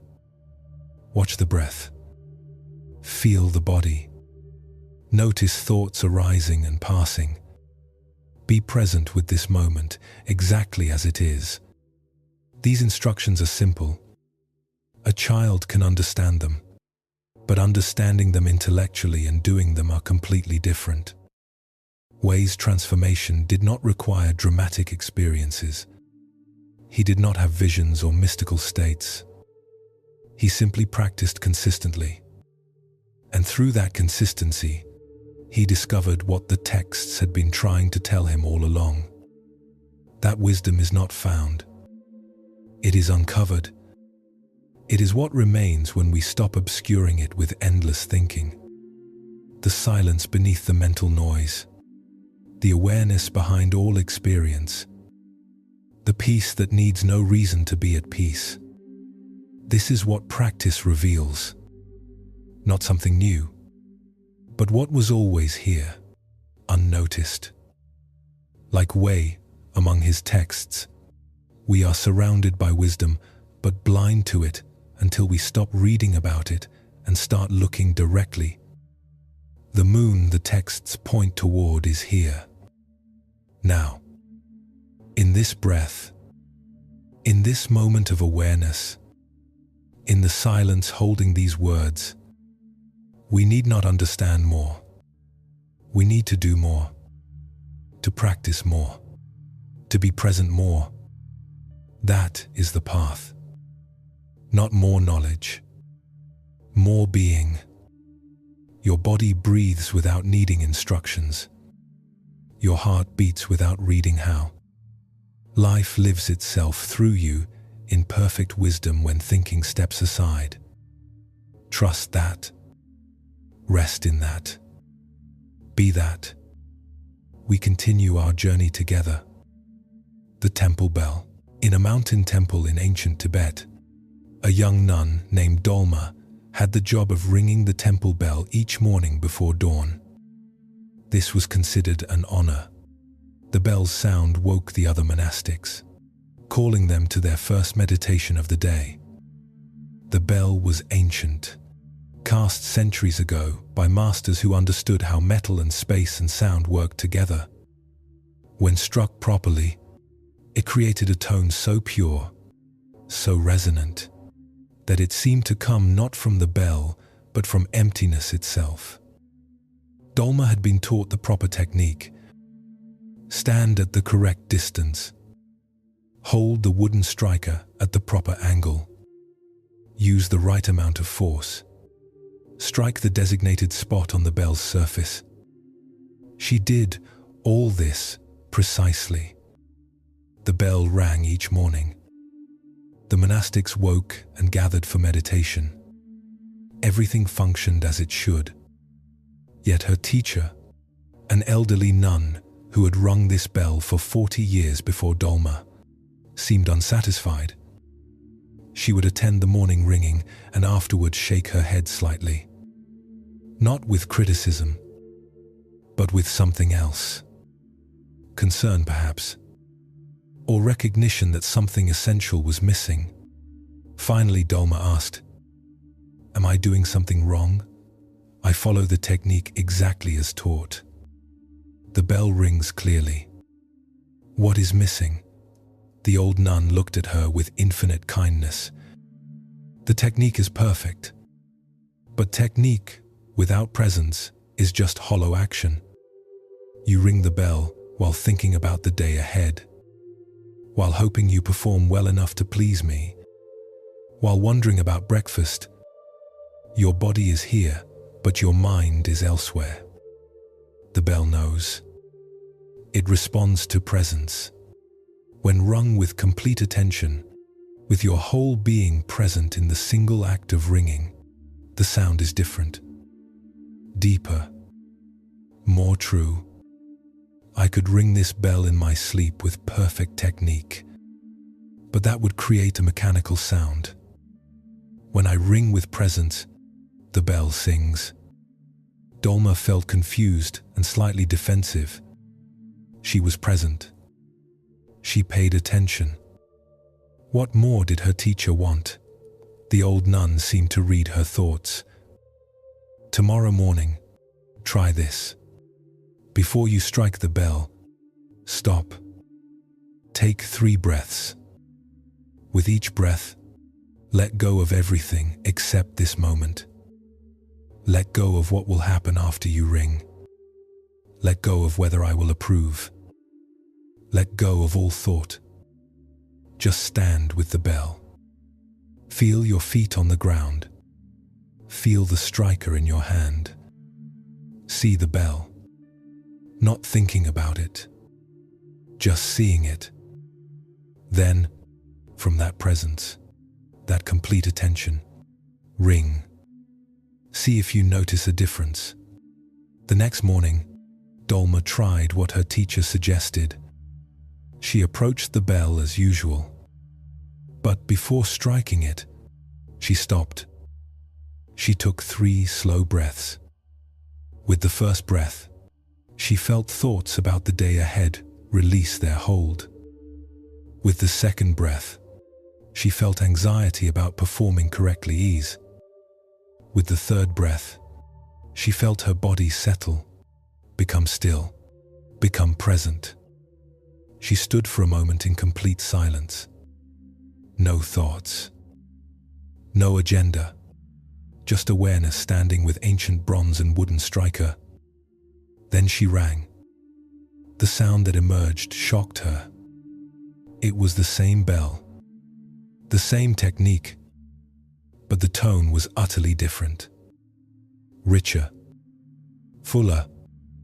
It seemed to vibrate not just in air but in her chest, in her bones, in the stone walls of the temple. The sound continued long after the initial strike, singing on and on, slowly fading but never quite dying. It dissolved into silence so gradually that she could not mark the exact moment when sound became no sound. And in that dissolution, she heard something extraordinary. The silence the sound emerged from and returned to. The vast, spacious awareness that held both sound and silence. The emptiness that was not empty but alive with potential. Tears filled her eyes. She understood what her teacher meant. The bell responded to presence. Or perhaps more accurately, when she was truly present, she could hear what the bell had always been offering. Not just physical sound, but something deeper. The voice of emptiness itself, the sound of silence speaking. Her teacher, who had witnessed this ringing from the shadows, came forward. She bowed to Dolma. Now you know. Now you have heard what the bell can say when met with true attention. This is your practice now. Not just with the bell, but with everything. Be present, completely present, and everything speaks wisdom. Everything becomes a teacher. From that morning forward, Dolma approached the bell differently. The ringing became her meditation. Some mornings she was more present than others. When her mind was scattered, the bell sounded ordinary. When she managed to gather herself completely, to be totally here, the bell sang its deep truth. The correlation was exact. The bell was a perfect mirror of her inner state. But she also began to notice this principle operating everywhere. When she swept the temple floor with complete attention, the sweeping had a quality that was almost sacred. Not because sweeping is inherently special, but because presence makes everything special. The ordinary becomes extraordinary when we are fully with it. When she prepared tea with total focus, the tea tasted different. When she sat in meditation, truly present, not fighting with her mind, but simply aware, something profound opened. When she spoke with another monastic while actually listening, really hearing them without planning her response, connection deepened. She realized her teacher had given her not just instruction on ringing a bell, but a teaching on how to live.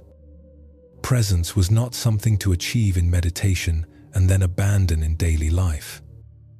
It was a constant practice, a way of being, available always, demanding always, rewarding always. Years passed. Dolma became skilled at presence. Not perfectly. No one is perfect. But she knew the difference between being here and being absent. She could feel when her mind had wandered and she could bring it back. The bell remained her primary practice. But everything else became practice too. When she was middle-aged, a young monk came to her asking to learn how to ring the bell.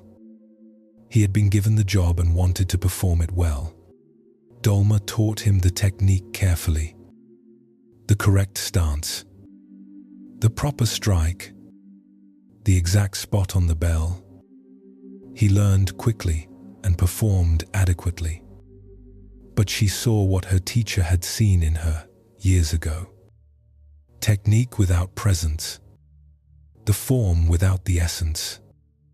She told him, "You have learned to ring the bell. Now you must learn to be present while ringing." These are different skills. The second is far more important than the first.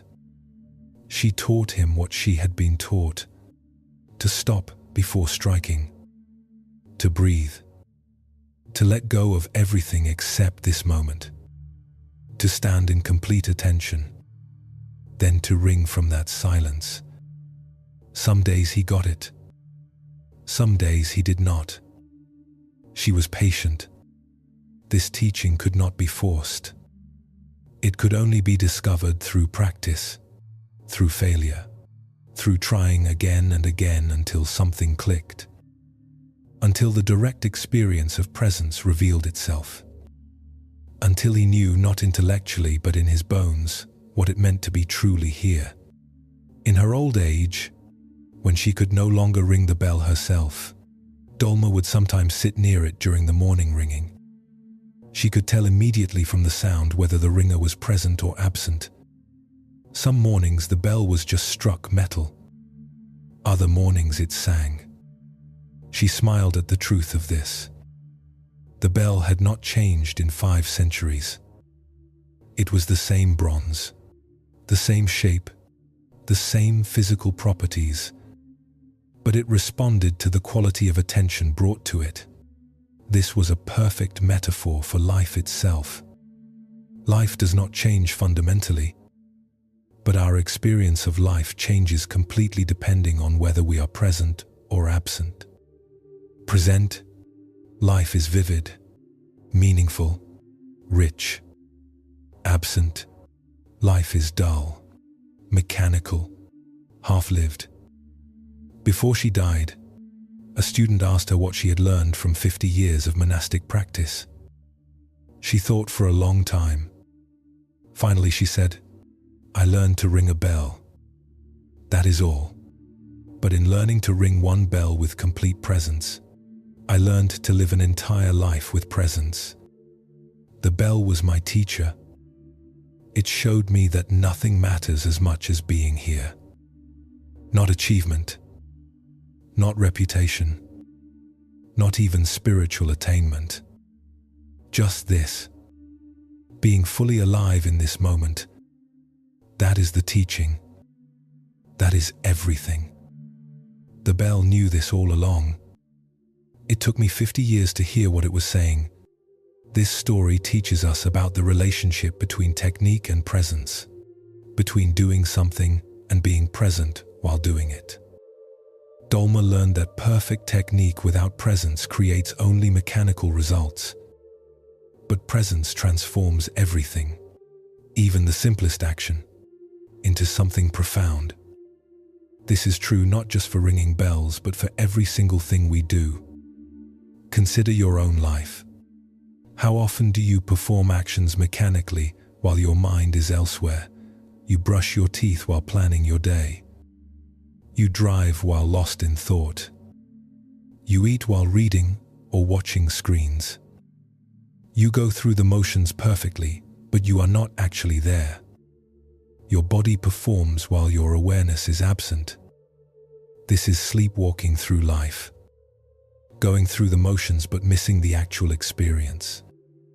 The invitation here is to bring presence to whatever you do, not to add some special spiritual quality, but simply to actually be there while you are doing it, to feel the toothbrush on your teeth, to sense the car moving beneath you, to taste your food, to inhabit your life rather than merely occupying it while thinking about something else. When we do this, when we bring full attention to ordinary actions, something miraculous happens. The ordinary becomes extraordinary, not because it changes, but because we finally see what was always there. The bell's sound changing based on presence is not mystical. It is natural. When we are truly present, we notice subtleties we miss when distracted. We bring a quality of care and attention that affects how we do things. We are connected to what we are doing rather than disconnected. This connection creates excellence, not striving for perfection, but natural excellence that emerges when we are fully engaged. This teaching also shows us that we can tell when we are present and when we are not. The results are different.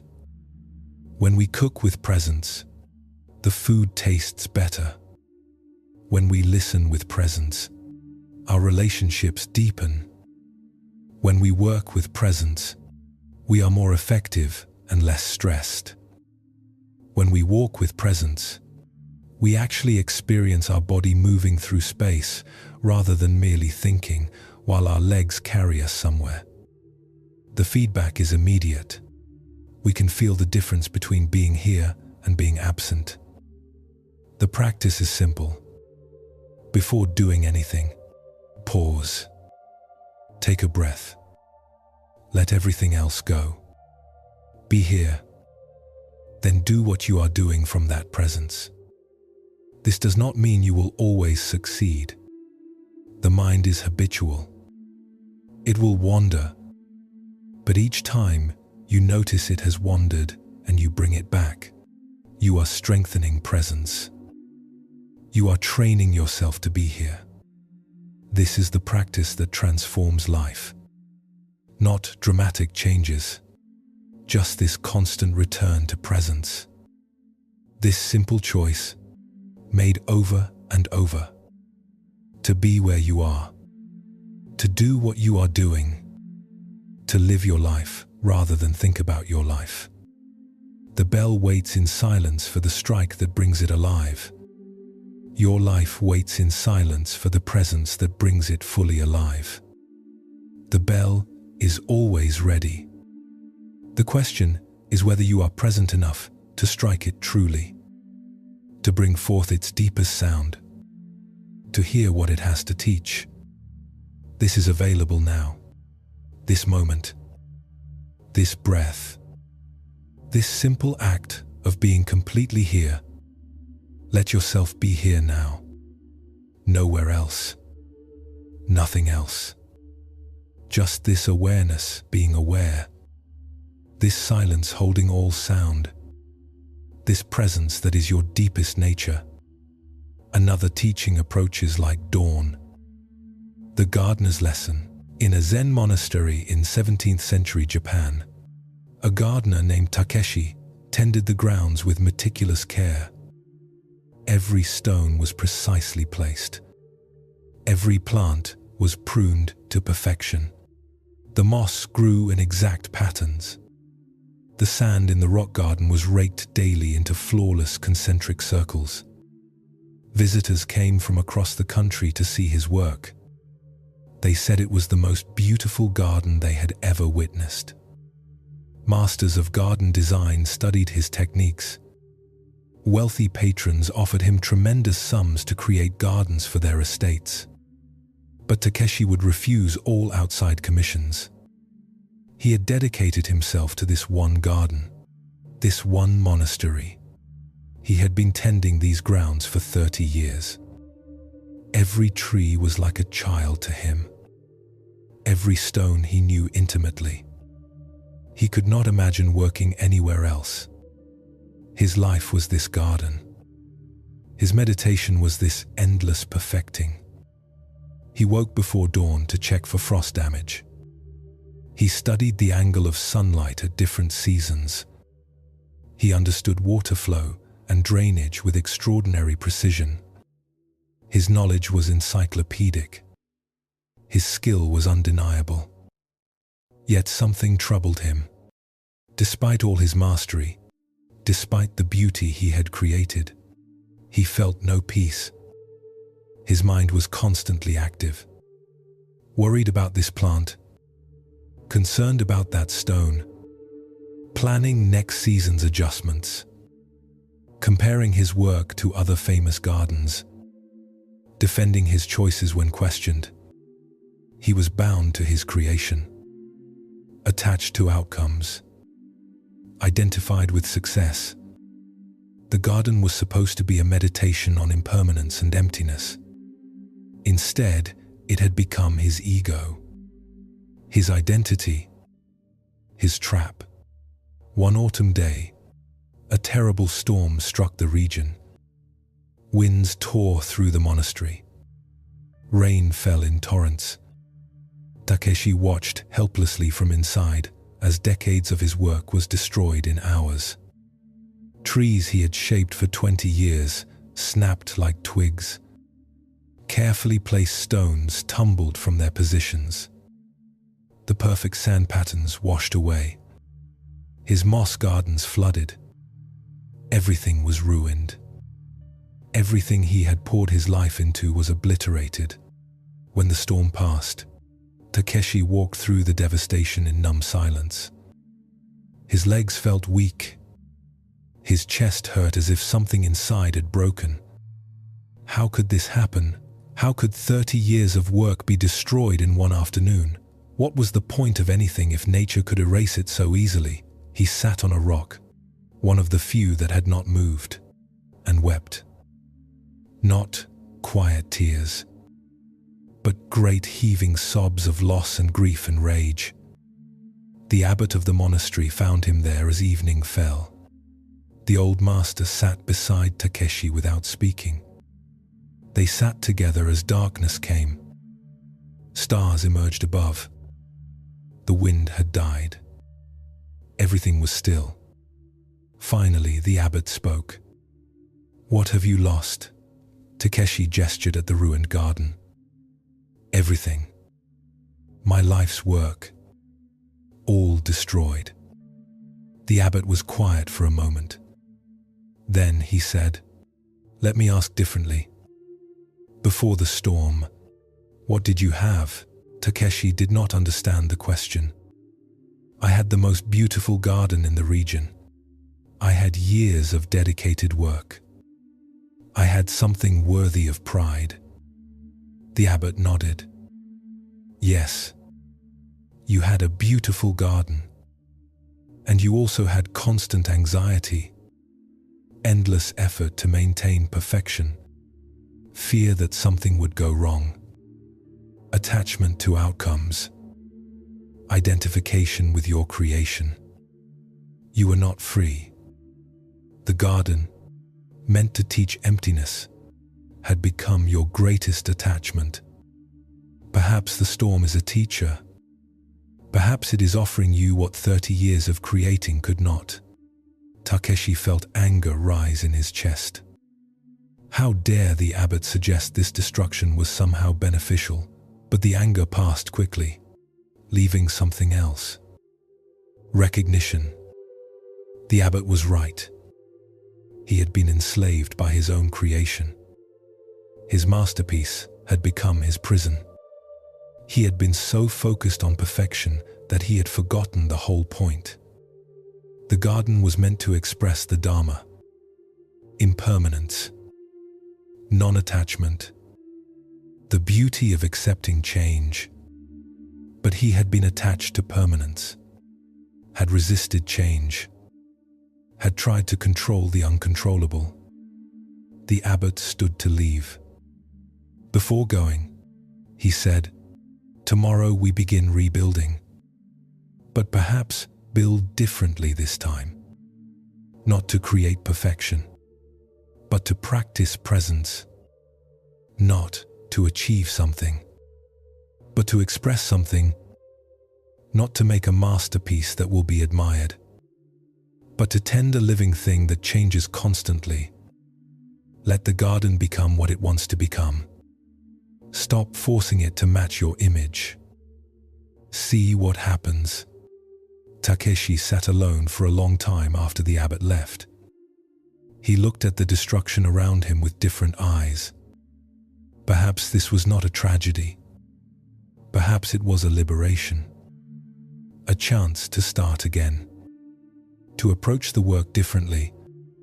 To let go of the strangling need for perfection and control. The next morning, he began. But this time, instead of meticulously planning how to restore things to their former state, he worked differently. He cleared fallen branches.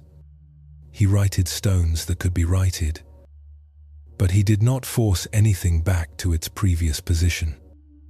He let the garden show him where things wanted to be. Some stones had tumbled to places where they looked better than before. Some trees, broken and wounded, grew in twisted shapes that held their own beauty. The moss, scattered by the storm, began to grow in new patterns he would never have designed, but which had their own logic, their own rightness. He found himself working with less anxiety, less attachment. When something did not go as he hoped, he adapted. When nature had other plans than his plans, he followed nature's lead. The garden that emerged was different from the one destroyed. Wilder, less controlled, but somehow more alive, more honest. It showed the marks of the storm. It held the scars of destruction, and those scars were beautiful in their way. They told the truth, that nothing lasts, that control is an illusion, that trying to freeze beauty in place is trying to kill what makes it beautiful in the first place. Visitors came again after several years. They looked at the new garden with surprise. It was less perfect than the famous garden had been, less manicured, less obviously designed. But something about it moved people more deeply. They could not say exactly what. They would sit for hours just being in the space. The garden invited them not to admire but to experience, not to praise but to be present. Something essential had changed. One visitor, an old friend who had seen the garden many times before, asked Takeshi what was different. Takeshi thought for a long time before answering. Finally he said, "Before, I was trying to create perfection, to make something that would last, to prove my skill. I was attached to outcomes." The garden reflected that attachment. It was beautiful but tight, perfect but lifeless. Now I am not trying to create anything. I am just tending what is here, working with change rather than against it, accepting impermanence rather than fighting it. The garden teaches me daily. Every fallen leaf, every shifting stone, every plant that grows or dies, it all teaches the same lesson. Let go. Be present. Accept what is. Stop trying to control the uncontrollable. He paused, looking around at the garden with soft eyes.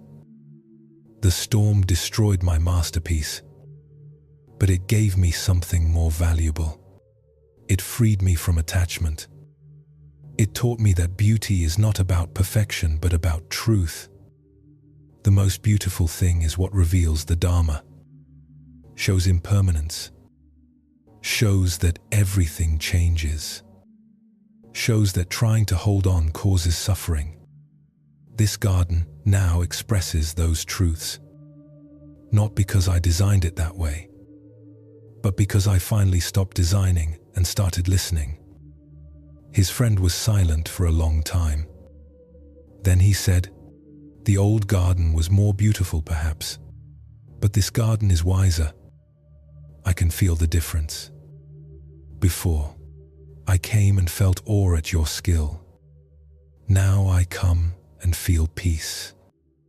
The garden holds something that cannot be created, only discovered, only allowed." Takeshi bowed. Yes, that is it exactly. The difference between creating and allowing, between controlling and cooperating, between attachment and freedom. The storm taught me what 30 years of skill could not. That the greatest mastery is letting go of the need to master. That the deepest beauty emerges when we stop trying to create it and simply create conditions for it to arise naturally. In his remaining years, Takeshi became known not for technical mastery but for wisdom. Young gardeners came to study with him. He would teach them techniques, yes, but more importantly, he would teach them presence. Teach them to listen to the garden rather than impose on it. Teach them that their job was not to control nature, but to cooperate with it. Teach them that perfection is not the goal. Truth is the goal. And truth includes imperfection, includes change, includes things not going as planned. When we accept this, when we work with it rather than against it, something more beautiful than perfection emerges. Something alive, something true. This teaching speaks to a fundamental delusion many of us carry. The belief that we can and should control our lives, that we can plan perfectly, create perfectly, maintain perfectly, that we can freeze things in place, make them permanent, prevent change. But this is impossible. Change is the nature of reality. Impermanence is fundamental. Our attempts to control only create suffering as we fight against what is.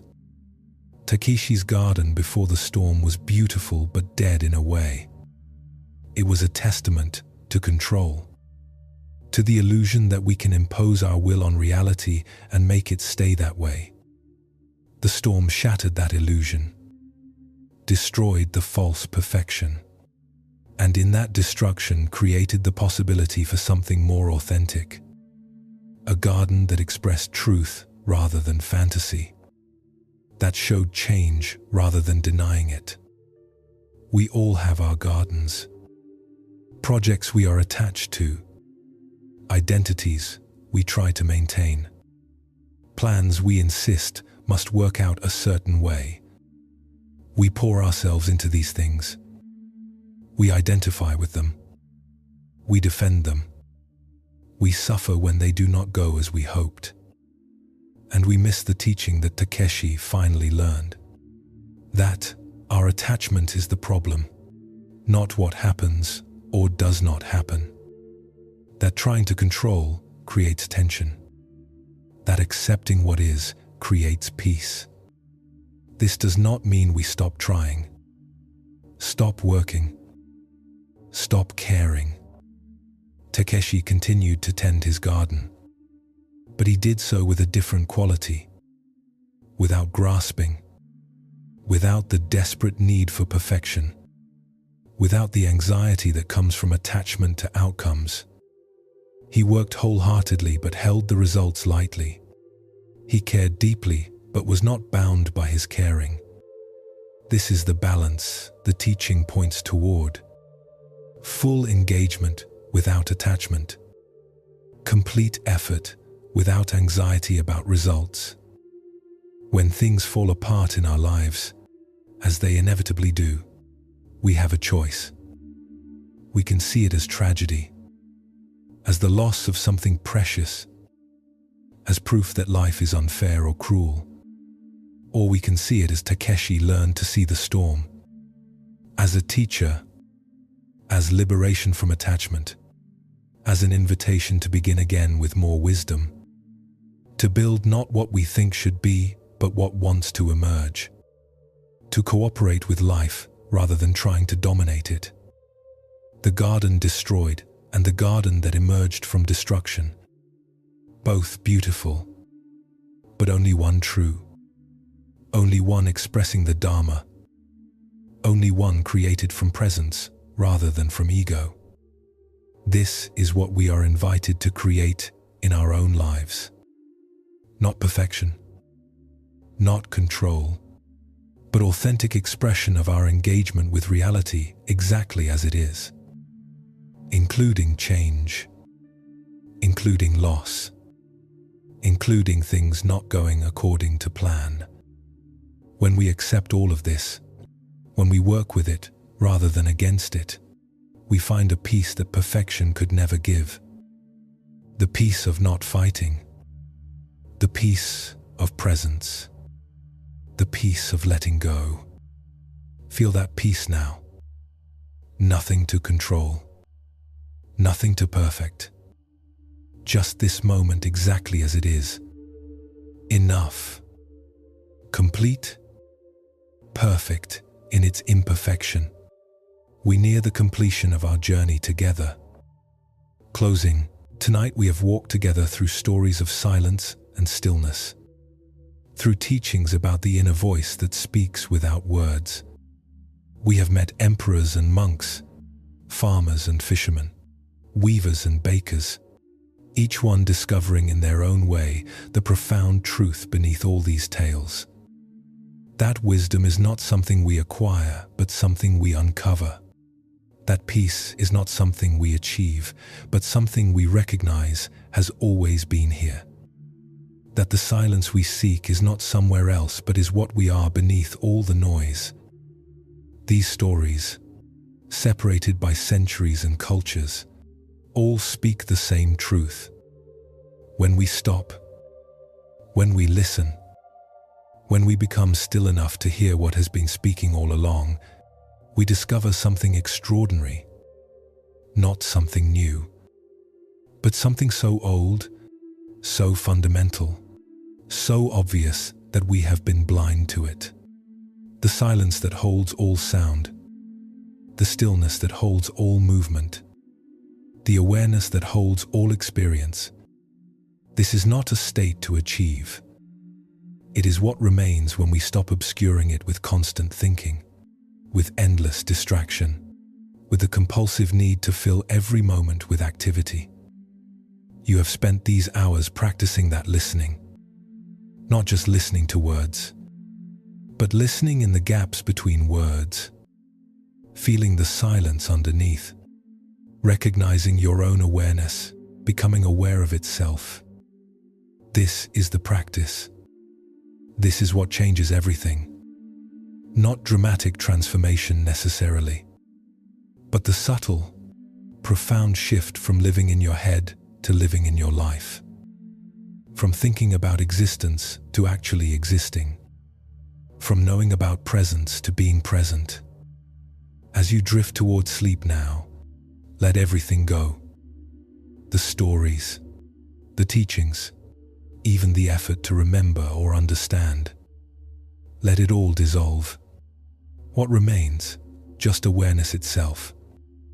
Spacious and silent and at peace. This is what you truly are. Not your thoughts, not your worries, not your plans, but the vast awareness in which all of those arise and pass. Rest in that. Be that. You have always been that. You will always be that. Now you simply recognize it.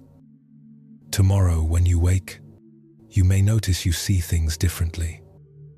Perhaps more clearly, perhaps with more space around them.